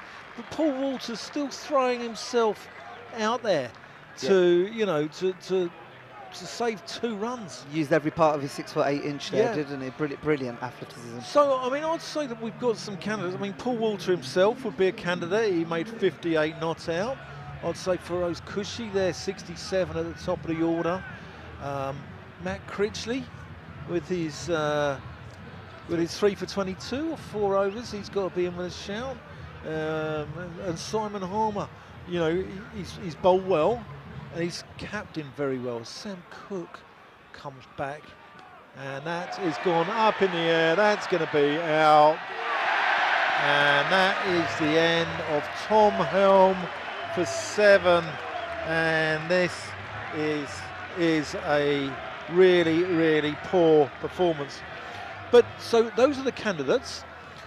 So often, Akram, who would be your Woodland Group Eagles player of the match? Yeah, I'm going to throw a couple more candidates in there. Go on. Sam Cook as well, and Ben Allison, who bowled in the power play, and I thought bowled brilliant, you know, both under a lot of pressure, bowled phenomenally. However, from 39 We've got more candidates here in the opening round of the Apprentice. At 39 for 3, I think it was a critical partnership between Paul Walter and Feroz Cushy. But I'm going to go with Feroz Cushy. I thought, as a young player who's worked so hard in the second team to fight for his place into the first team, it's fantastic to have seen him go do that. And I guess a challenge for him now is to be more consistent and perform through. But yeah, I'm going to go for young Feroz Cushy. Yeah, fantastic choice there. Wonderful, wonderful innings there from Feroz Cushy at the beginning there, which set the tone. 67 of 40 balls as Cook there buries it again. Tilan Cook with a Roberto Carlos-like left foot, can't quite find the stumps. Not sure if Barnett or Leighton Orient will be signing Sam Cook, but he's a Man United fan, so he's got a chance, hasn't he? Is he a Man United fan? Yeah, he is. Oh. He is. Jamie Porter's big West Ham fan, isn't he? Massive West Ham, West Ham Irons. A few Liverpool fans, Aaron Nidjar in there, Liverpool fan. Yeah. Paul Walter? I'm going to say Billericay Town, I haven't got a clue. Cook in, and that's hit firmly down the ground. One bounce into the crowd. And that moves the score into the 120s. And Middlesex here just playing for net run rate now.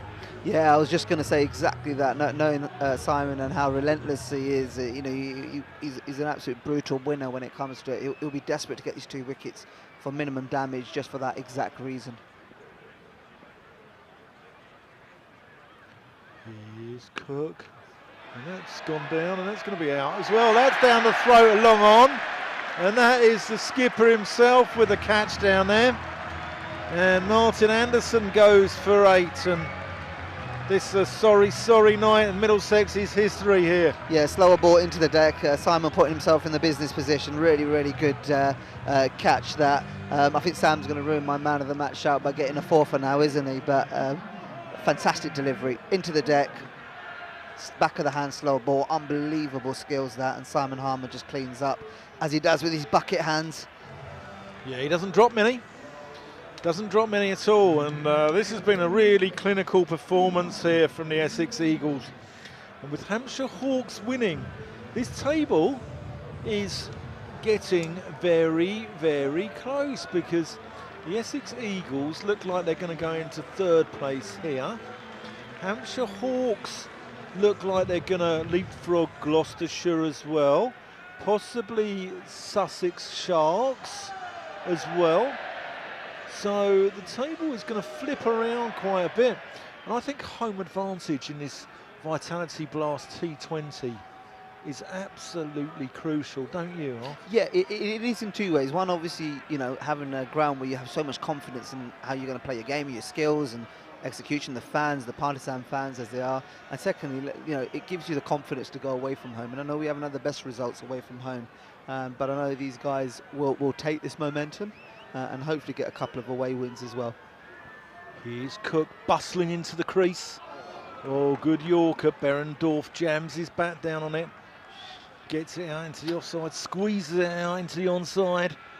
Cook has really shown his full sort of skills. Early on, he saw it swinging and he was keen to get it up there, and a brilliant ball to get Eskenazi, followed him and swung it. And then at the back end, he's been skillful enough to back of the hand slow balls and Yorkers.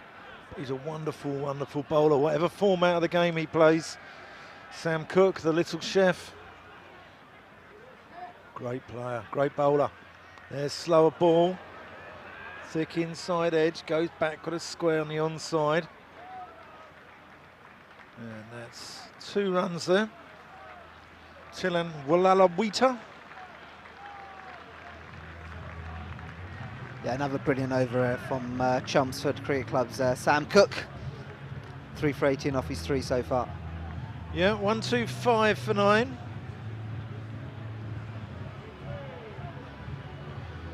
And it's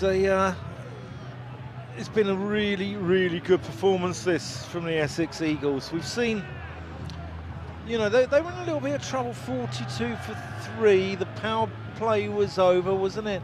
And they were in a little bit of trouble, and you know, I can see why you've gone for Feroz Cushy, because he played a very mature innings there. I know he got lucky a couple of times with a couple of drops, etc. But you've got to ride your luck in this game. And him and Paul Walter, you know, laid the foundations for this big total. That's a big swing there from Berendorf, and yeah, you've summed it up perfectly for me, because it's not an easy track. I think 190 actually is, maybe I'm being a bit harsh, but I think it's slightly above par. And that was only down to that hard work. Absolutely agree, he rode his luck, and you've got to earn the right. I'll still say what I said earlier on, he's been scoring runs consistently, so he's deserved his piece of luck, really. Yeah, I think it's probably 30 above par, which is quite a lot in T20 cricket. That's a well bowled. Oh, and that's the end of the game. What a sorry end for Middlesex there, with a run out there. Berendorf dropping the ball at his feet and running a suicidal single. Tilan Walalawita. Yeah, massive win that, Dan. I think also will help with the net run rate, but again, you know, doing the business at home, getting that momentum is critical for the boys. Yeah, really good performance there from Essex. The floodlights Really is a good light show coming here, I think. Let's have a look at this light show here at Essex. It's getting, the floodlights are going, and I don't know what's happening here after you. Yeah, the new floodlights that have been installed, that they're a bit flash. They are a bit flash, aren't they? We do all right for a little county in Chelsea. You know, we're a big county. We perform consistently, and the players deserve this fantastic sort of celebration from the fans. Well, they've performed wonderfully consistently tonight. Let's hear the crowd here. Give it some Sweet Caroline.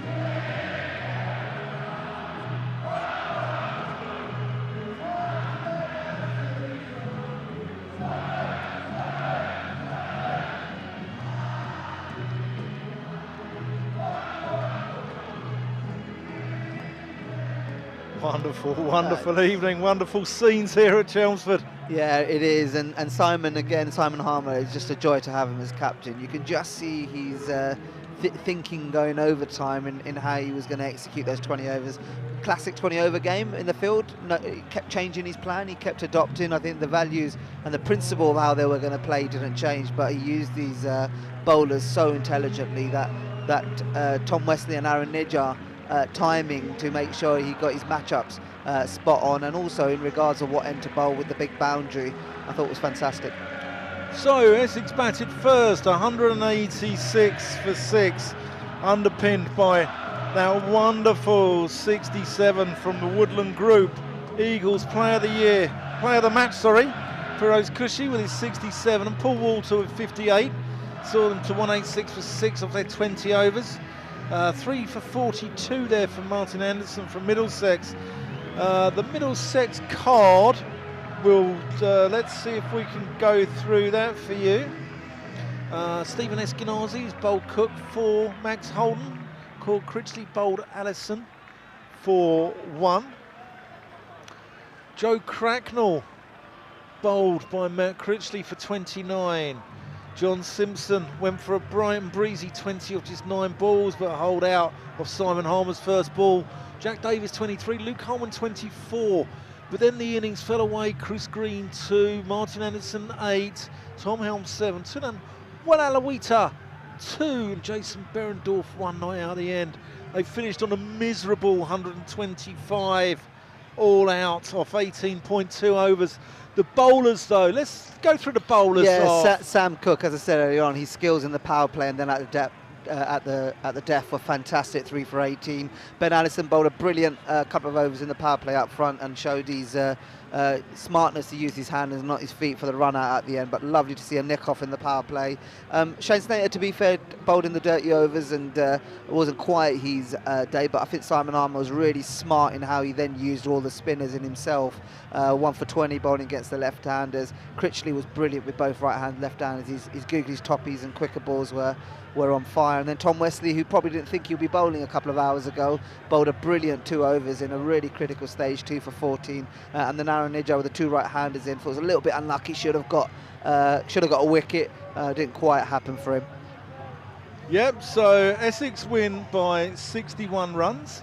There's the match summary there on the screen. So Cushy 67, Walter 58. Okay, Tom Wesley 16, Shane Snater 11.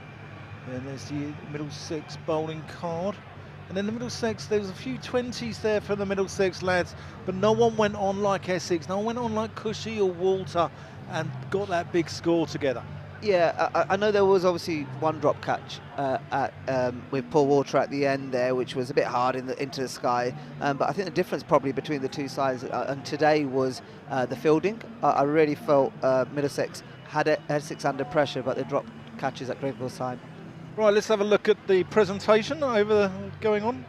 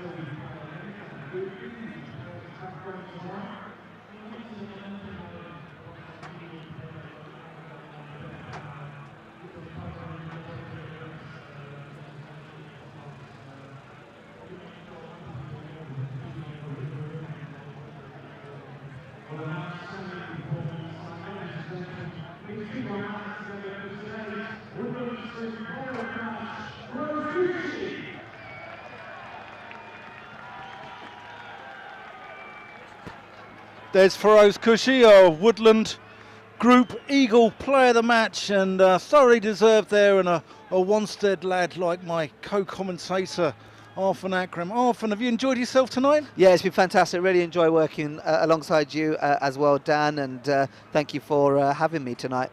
Yeah, well, thanks to everyone involved here. Thanks to Dan Lawrence for joining us earlier, who was absolutely wonderful. So you leave us with Essex Eagles winning this encounter by 61 runs, and we'll be back here next Friday where the Eagles entertain Sussex Sharks here, and it should be another fantastic night. So join us on the Essex Eagles live stream or on Essex Cricket TV on YouTube, and we'll have an absolutely wonderful, wonderful Friday. And go and enjoy your weekend.